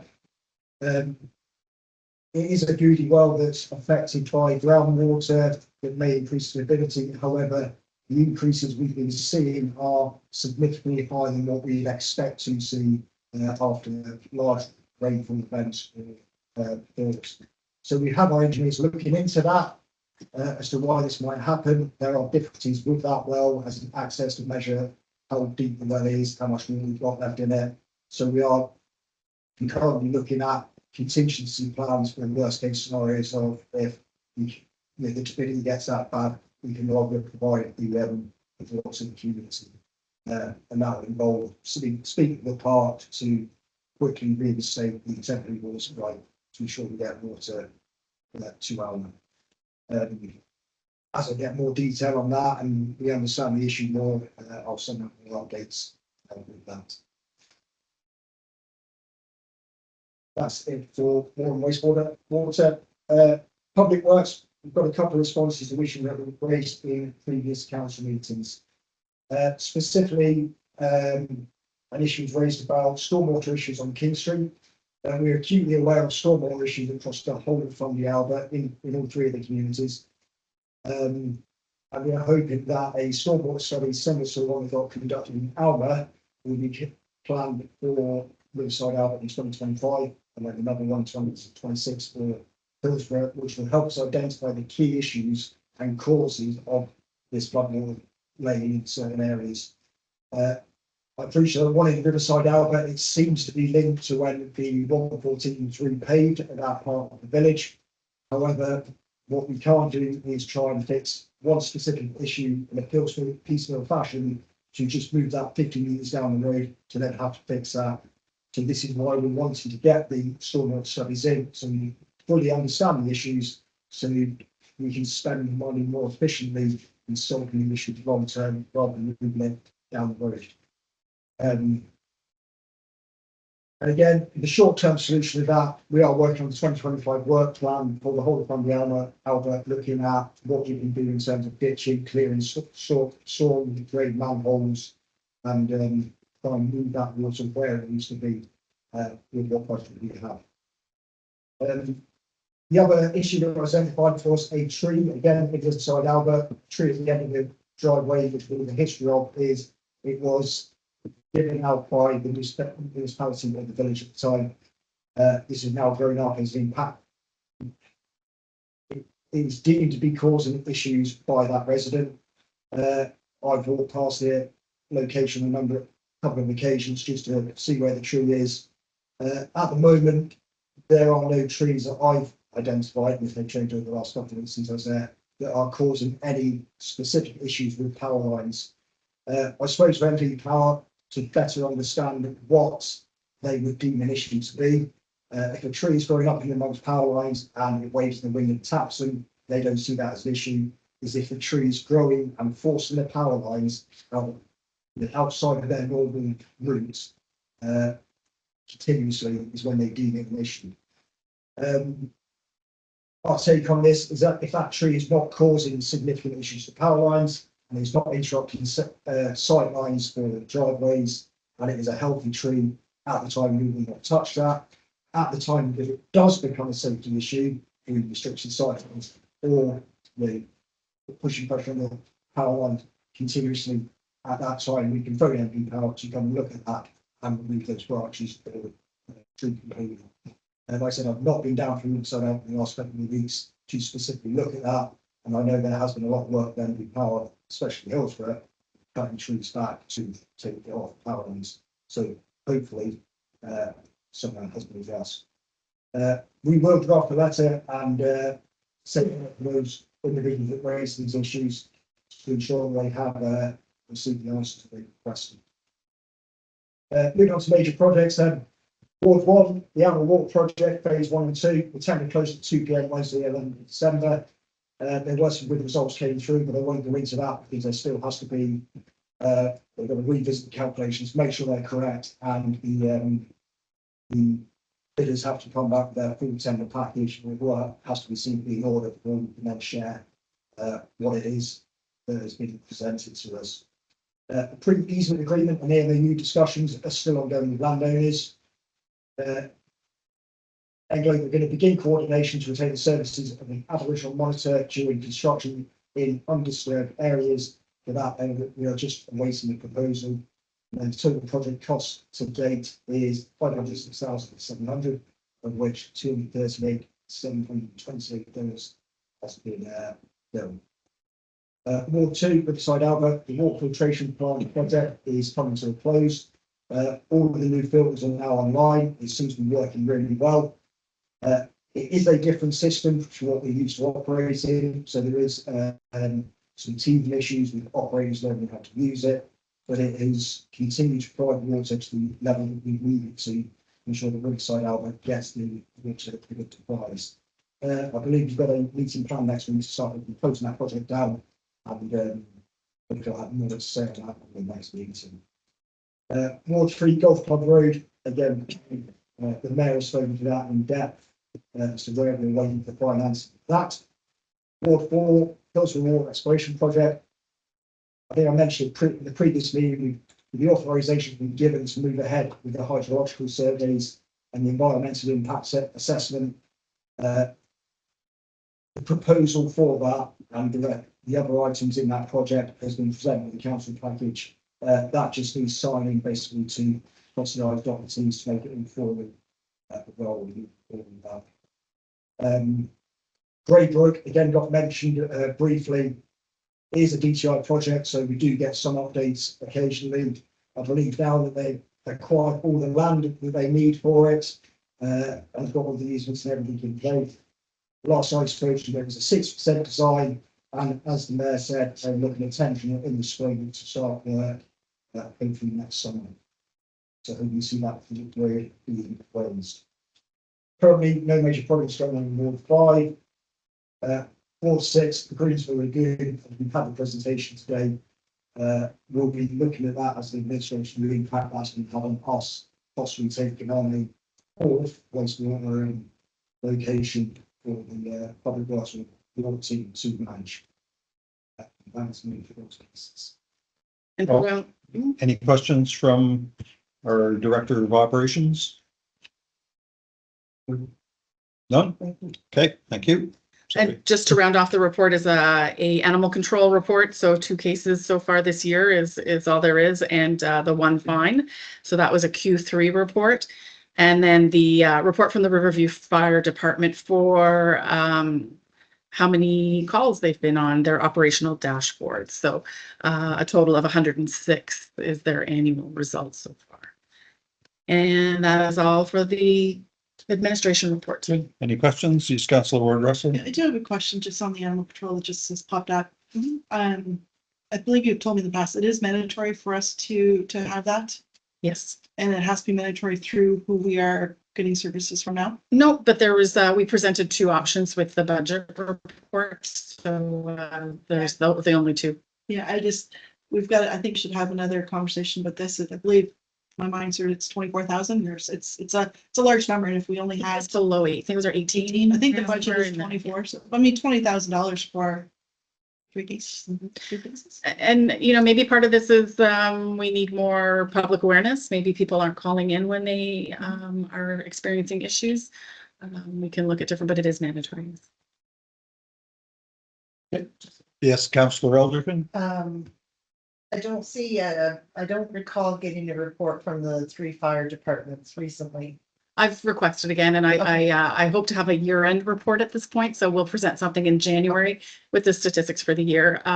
It should be noted that, I mean, the Riverview Fire Department is a full-time fire department, full-time firefighters, so they have time to do administration work, and it is more challenging for our volunteers to find the time to submit the reports, but they are working on it. Is there a bylaw report?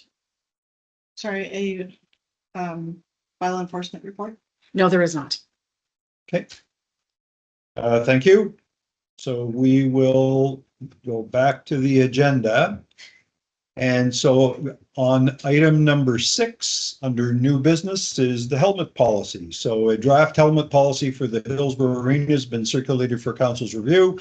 Director of Operations is recommending the policy be adopted, obviously with a few minor adjustments, with a provision for new signage and I believe training for employees. So I'll let our Director of Operations speak to that. Because in my favourites, yeah, I will amend the paragraph numbers. Like making six.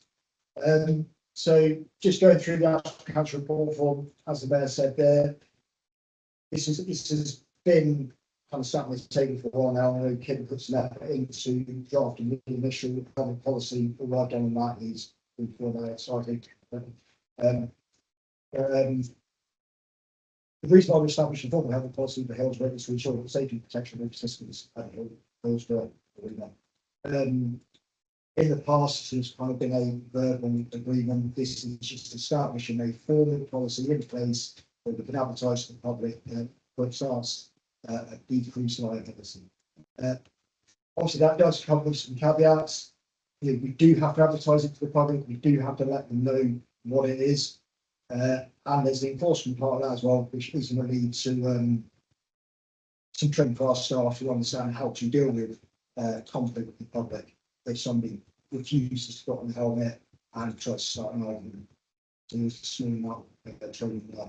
As I said in the council report form, the training costs for staff, I'm still working on that. I've seen anywhere from about $65 per staff member up to $200, depending on what course we're looking at.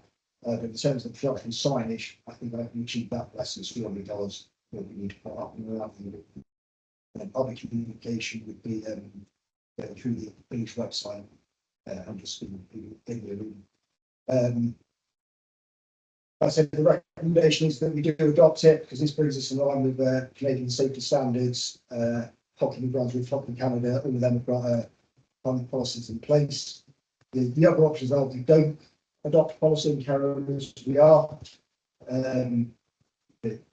It's not recommended that would increase our liability if something were to happen. Or you can, if you wish, have read the policy, request for additions when we adopt the policy itself. I said, without formal health policy, we're going to risk inconsistent enforcement for different groups in the arena, and ensure in different ways. And also non-compliance can result in reputational damage and liability issues if somebody gets into it through a helmet. Went through the consideration for adopting it. And I said, legal wise, it aligns with CSA standard, what I said we've run through that. Financial, I've already spoken about the training and signage costs. Environmental, there isn't considerations there. Policy aligns with the policies that are out there. Stakeholders of the arena users, so we must consider how we communicate that to them. And again, really staff, really sorry about the training. Community sensitivities, is key to several participants. People are saying to come with the staff themselves. The policy demonstrates our commitment to proactive risk management and public welfare. It does tick some of the policy council priorities in terms of village services, communications, and economic development, tourism. As we said, the policy already circulated, and as I've said, it's Kim just how I think allow the administration to ensure that what we do is in the right place. Thank you. Any questions for the Director of Operations in relation to the helmet policy? And as someone who is sitting at home with an injury from skating on the weekend, it could have been a whole lot worse had she not been wearing a helmet. So I'm all for it. Yes, Councillor Jonah. Well, you have a question that's going to kind of wrap item A and B together, so maybe I'll wait until we go to B. Sure. I'm doing that, but I'll wait. All right. Any other questions? If not, we'll move on to item number 6B, which is the Alma Recreation Council insurance request. So the administration has prepared a comprehensive assessment of the Alma Rec Council request. In the council report form, the recommendation is that council form a recreation committee made up of presumably of members of the community and members of this council. The committee would have oversight on the activities of the various recreation groups, and there would be reporting requirements. There are other options, and I'll let our CAO speak to that, but one is waiting for an independent review of the Alma Rec Council's insurance request. Two is development of an MOU with Alma Rec Council, which could impose limitations on activities and impact municipal resources. And then C is do nothing, which is probably not a good idea, but maybe if you have any other comments. I don't, that was the option.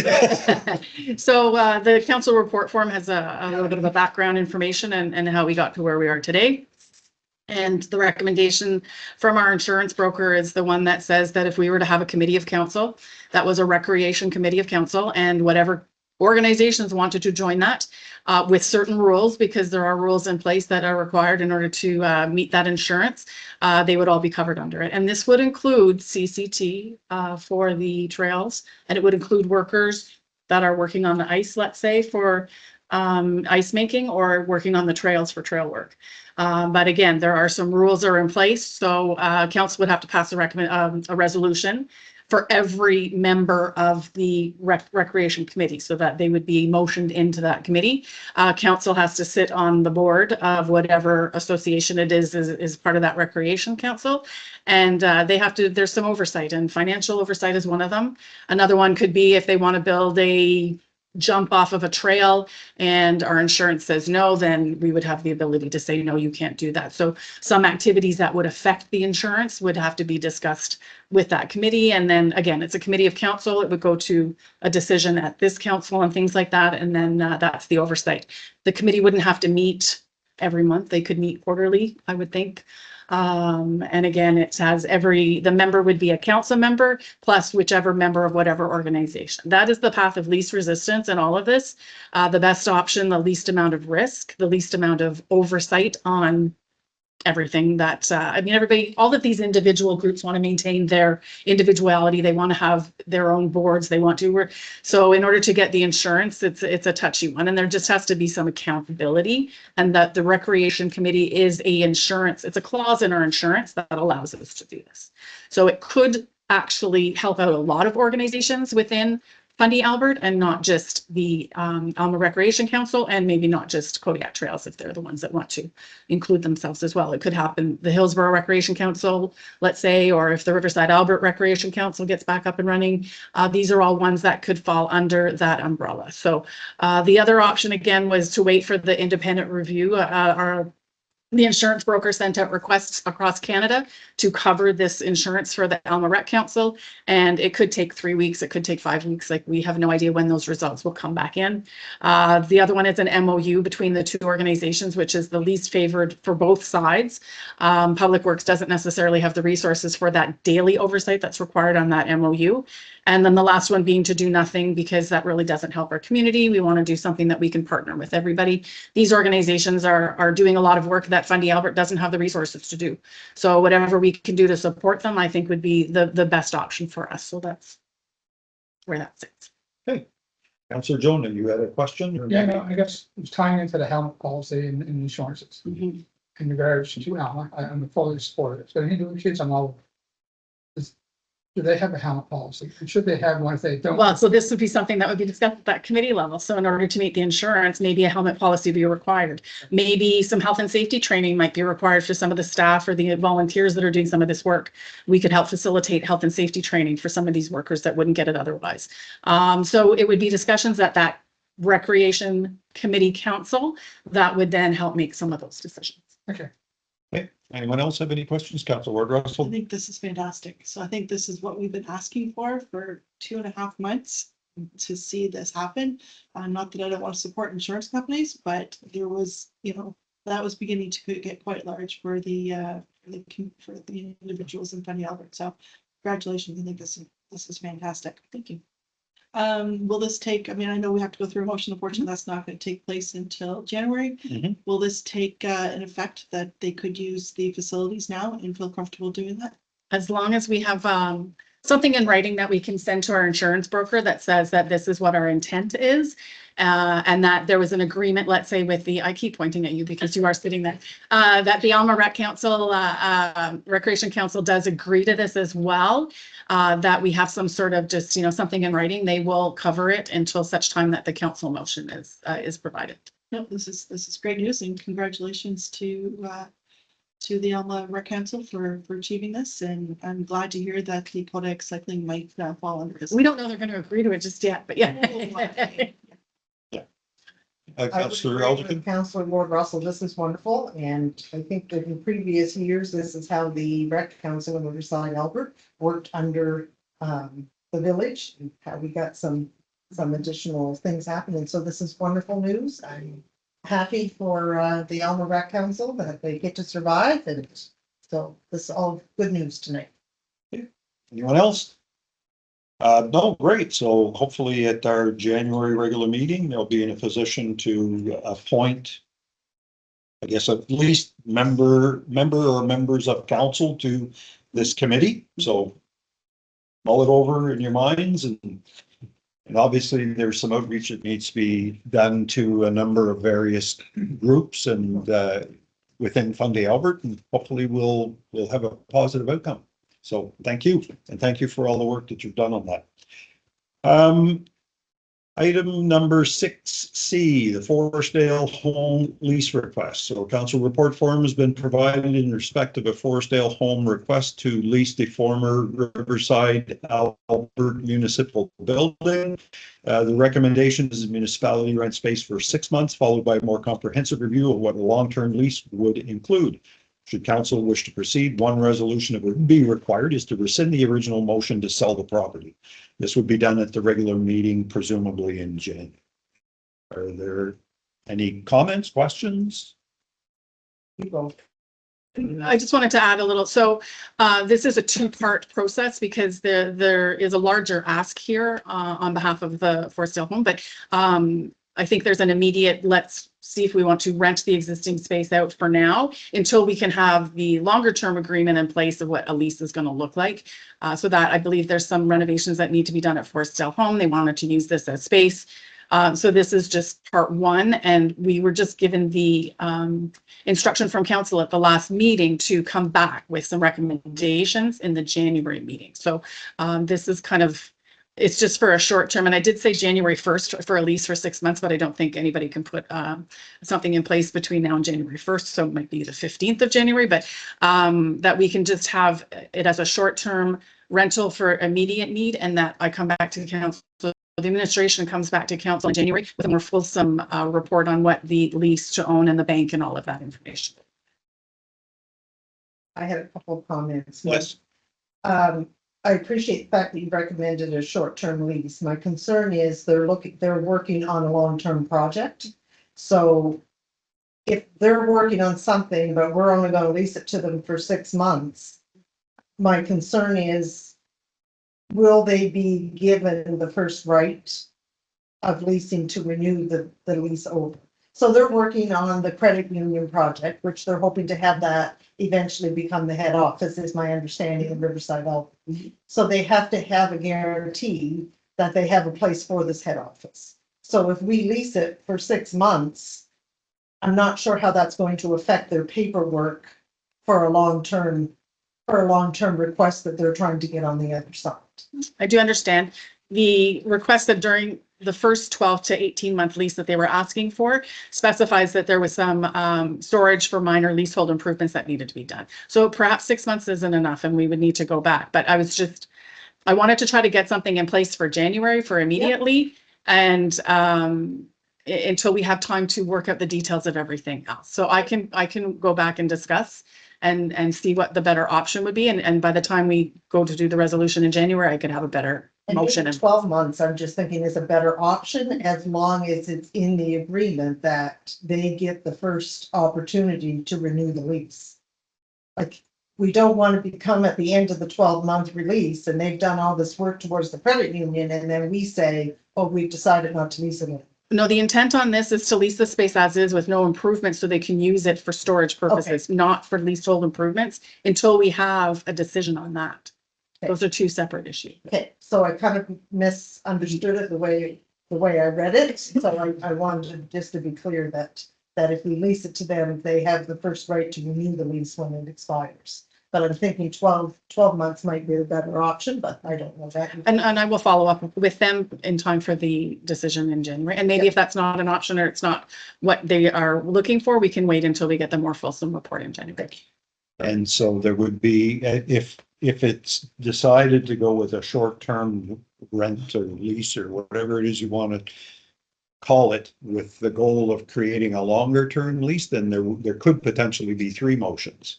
One is to rescind the original motion. The other one is to enter into a short-term rental or lease. And then the third one would be, once we know exactly more, is for a decision to rent long-term, lease long-term. Yeah, I'm very excited about this. I think there seems to be a lot of push to get this credit union in there. So I think if it has to be somewhere in New Brunswick, it might as well, the head office better be in Fundy Albert.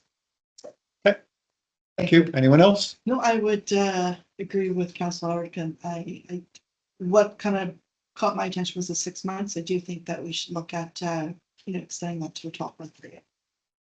Okay. Thank you. Anyone else? No? All right. So we move on to item number 7, Mayor and Councilor statements and inquiries. Councilor Land, if you'd like to go first, please. A couple of inquiries, I guess. Operations, the fire hydrant leaving the bunch of Goldsboro, still have that hanging on it. Is there any update on that? Yeah, one of the staff is looking at fixing up this one. We stock pieces apart in the shop. So yeah, eventually put that together. So, Yeah. very much. Any update on the Christmas tree? I was talking last week about that. Yeah, finally got to the bottom of it after many phone calls and left messages. It should be lit when I go out tonight. If not, it was some interesting conversations with the public workshop tomorrow. Thank you, that's all. Thank you. Councilor Coates. On December 9th, I attended the update. The mayor has put on the radio what was taken in the video, so I won't go into that. I said the Christmas parade and give Jeff a hand and chocolates and cookies and then that's going on. Thank you. Councilor Jonah.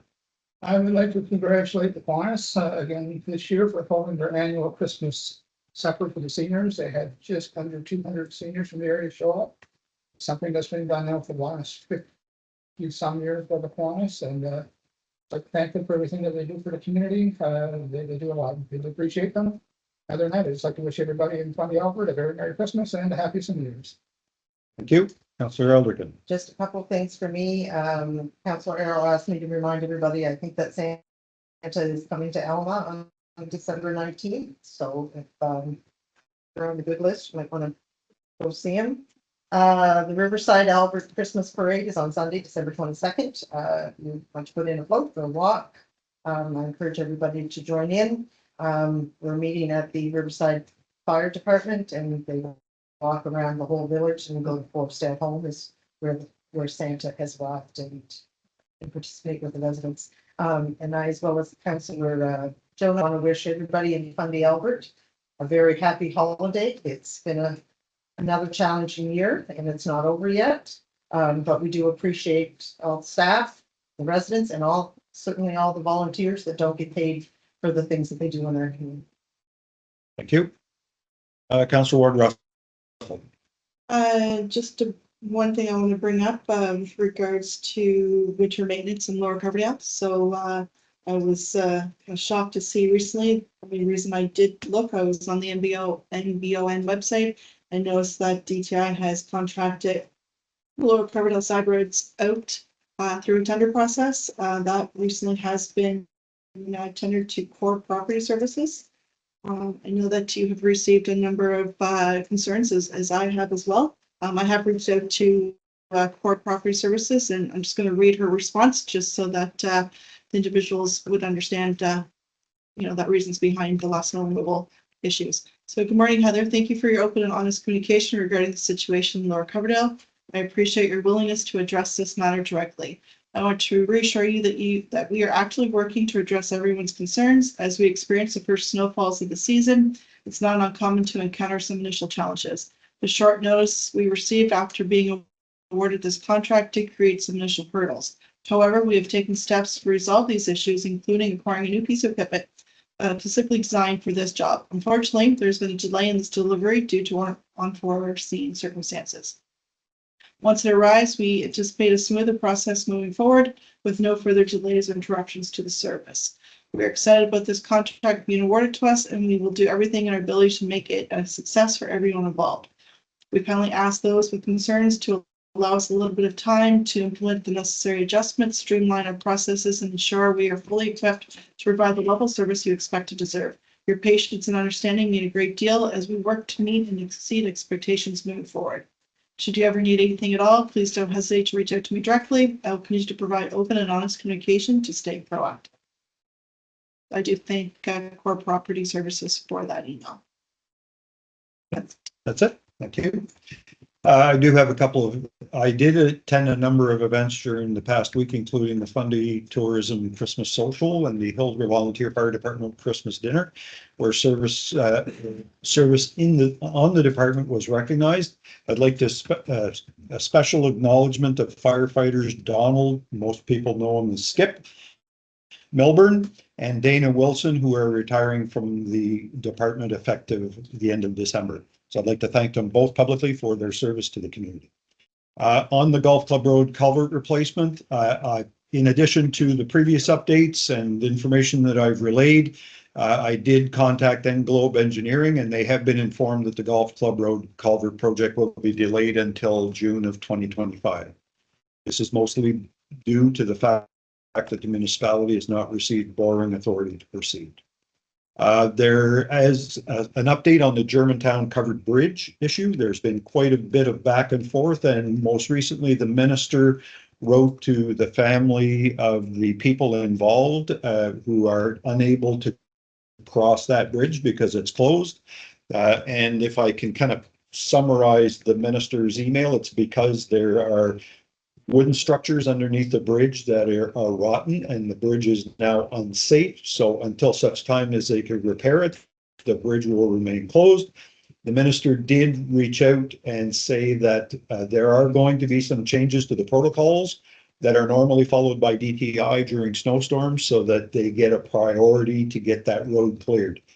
The last snowstorm, the road did not get cleared as it should, and it was because they had a new plow truck driver who just went to the end of the paved portion of the Midway Road and stopped and turned around and went back. So he now knows that he's got to go all the way down to the covered bridge at the end of the Midway Road. So anyway, so that was good news. So at least there's some good news. It's not ideal in that the bridge isn't going to get repaired or replaced, but they are prioritizing the public safety concerns of the residents.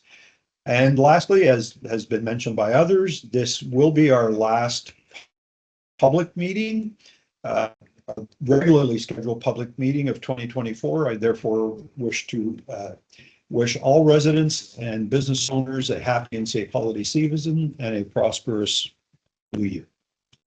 So we will now move on to item number 8. Public comments and inquiries. It's now an opportunity for members of the public to stand up and say a few things if they'd like to. We will limit it to 15 minutes. So if you'd like to stand up and state your name and anything to say, yes, go ahead. Yeah, you don't have to.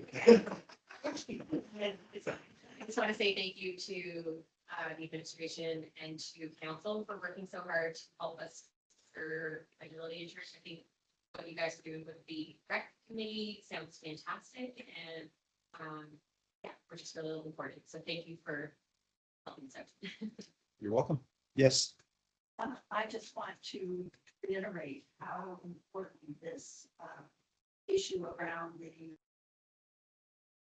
municipal office in Riverside-Albert is to force sale and the work that we're trying to do. We've done a lot of work on this credit union file, and it's all been very positive. And I think for Fundy Albert, it will be a significant bonus in your list of accomplishments if we can get this. And it's been ongoing, this file, for long enough. And I think that we need to, let's not come back here in January and have to say we'll wait till the next meeting, because really I think all the information that you have should answer the questions. And if you need more information, it's a phone call, because we don't want to appear to the credit union group that we're not organized, and we certainly don't want to appear that we're not willing to work and make it happen. So I really, really, really want to say how important it is to not just Riverside-Albert, but to Alma and to Hillsborough. The value of having a credit union in the community for our seniors is, if you haven't been involved in it, you have no idea how important this is to them. And so I really, really hope that in January we can put this file as dealt with. What I would add to that is, while this is great news and it's moving ahead, I want to make sure that people have realistic expectations. Next week is Christmas. The week after that is New Year's. This may take a little bit of work to get that to the goal line, so it may or may not be in place by the first meeting in January, but that doesn't mean we can't have a special meeting the following week. Let's go ahead. Again, there's two pieces to this. So the credit union piece is not coming back to council until the committee of the whole in January. And in which case there will be recommendations, and then a motion may be made in the beginning of February. So this is not a January decision on the credit union. That is not being presented to council until mid-month. There's no decision by council on in the first meeting in January.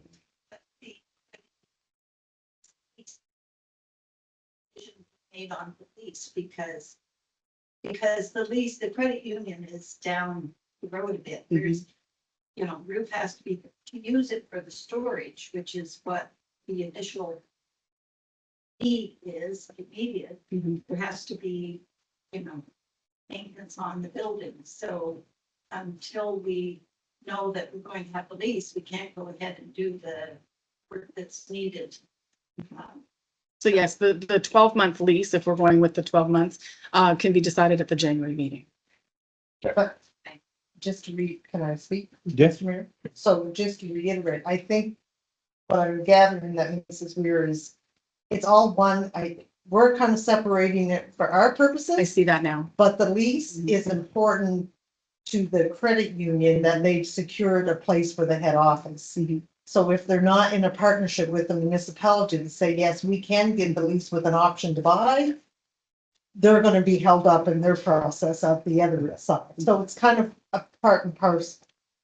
I think it's a bonus that they're willing to pay for it now as storage to generate some revenue for us and look after the repairs. And I might have misinterpreted, because I was thinking that it was helping to put the lease in place for the storage for a year. But if you want to put leasehold improvements in place, that has to be a council decision on the entire thing, not just on leasing the space. The only reason I'm bringing this up is there tends to be expectations set for administration, and these people have a lot on their plates, and we need to be very mindful that if those expectations are not met, then there are reasons for it. And the fact that we have 2 weeks of vacation time that are coming up, that most people don't work. These people are going to be I just want people to be mindful of expectations. That's all. That's the only reason I'm bringing it up. I'm not saying it's not going to happen, but in order to have a formal lease drawn up within 2 weeks' time and ready for a January 5th meeting is probably not in the cards. I might be speaking out of line here.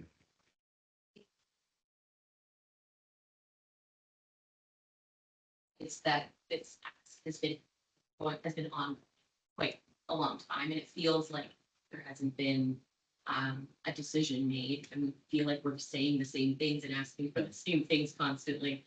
So like, I think that nobody's expecting anybody to work over Christmas when they're not supposed to be working. I think we're expressing frustration with the time it is taking to kind of come to a resolution for the credit union, for the storage, for. Right. And I understand that, but there is a process to follow. This is a council, and the administration does not typically do anything unless there's direction from council. That has to happen. I just want expectations to be tempered by the fact that, you know, there's a process to be followed, and we're not going to short circuit a process. I know, but I'm just saying to have it happen by January 2nd or 3rd or whatever the date is. But that was meeting. And that's my mistake, and I might have to, this was a committee of the whole where we present the council report form. Again, I separated two issues out of that ask that I clearly should not have. So I may have to come back to the board or to find, if this is all one piece, we cannot split it up in two, and the recommendation cannot go forward until the January committee of the whole meeting, which is the 21st of January. And then the decision would be at the February meeting. That's the closest we can do right now. I just don't want anybody to come back here in the middle of January and say, you told us or you promised it. I'm just saying right now that that may not be doable because of the council process.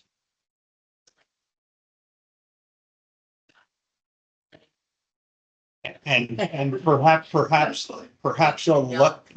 a letter saying that we're working through the details and it's, but yeah. So I don't, yeah, and he's sitting right back. Yeah, I was here to answer the question. So really, if everybody's kind of in favor and we're just waiting to go through the process, that helps, because when we submit the formal application, because we're working between two communities, we have to put where the head office is going to be. And we really want the head office jobs to be here, but we have to have a physical address on that application we submit. That's the sense of urgency with that. So if the intent is to move in that direction and we can just kind of work with that, then I think that's doable. But it would still require a motion of council. We don't do anything without a decision of council. But that's not to say that on your application, you can't put that physical. Unless they, Anyway, maybe you two should be talking. You guys can sort out the details. I'm the last person that wants to see this thing tanked. So for that reason, we want to make sure, but I don't want somebody to show up here in the first meeting in January after these folks have been away for a while and say, well, how come you haven't got it done? Because that's not the way we work. Sorry. Anyway, any other comments or statements? Yes, just Mr. Cook. One, remember, had enough time now for on the budget. When I was looking up on the information on Goldsboro Road, I looked at our monetary, what we got from the government for our budget this year, the equalization. Right. It's gone down from 275 this year down to 245-ish. You're close. 40 to 230. Okay. Yeah. In the process, I started looking around the rest of the province. I looked up Grand Lake. It's in Chiplin, Minto, and the LSD areas. Like about the same size bus, about the same population, 5,900, we're around 6,300 or so. They get 1.3 million. So call Fredericton. What's going on? Thanks for doing the work for us. Their answer is it's due to the way the formula works on property values and everything. I'm saying, well, I own land up on Grand Lake. I know what property values are out there. Yeah, don't kill the messenger, he said, and just basically goes on. The formula is supposed to be revamped in 2026, is what he's saying. He's understood that there was some problems with it. And I said, well, yeah, I'm living in this area, I have a problem with it. So, but what I did find out, and that was a whole other thing. What I did find out was Grand Lake has their budget online. the entire budget. Every time since it hits PDF and it's added on. To see our budget, I gotta go to the village office and sit there and try and find Is it through online? the whole budget. 2020, well, our 2023, our 2024 budget is online. No, Not the yeah, whole budget. not the line items. No. Not by that. Not the line items. Apologize. Line item. Anyway, I didn't think the line items were, I've been. So, I just, recommendation is that we're transparent. It's easy to do, PDF is pretty easy to do now. It was some select to write theirs down and take a look through it. Something I'd like to see. on the issue of the unconditional grants, the transfers, the equalization transfers, that is something that the Union of Municipalities of New Brunswick has been advocating with the provincial government and now the whole government.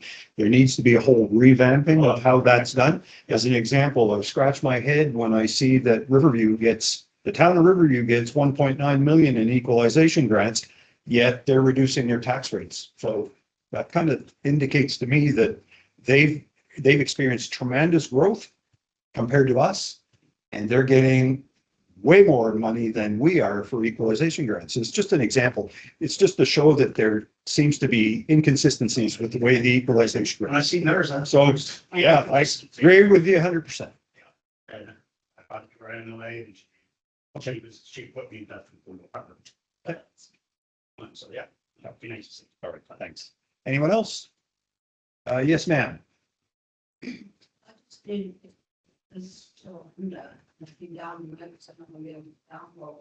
Yeah, we can grab it just before you leave, and yeah, just set it on the desk and we'll make sure everyone gets it. It's proceeding with what's going on, and I signed it and somebody else signed it. Okay, all right. Thank you. Thank you, Ann. Thank you. Anyone else? If not, we do have a couple of closed session items. So I will ask for a motion to move into closed session. So moved by Councillor Coates, seconded by Councillor Jonah. All in favor of the motion signify by stating aye. Opposed, if any. Motion's adopted unanimous. Thank you very much, folks. Have a good evening.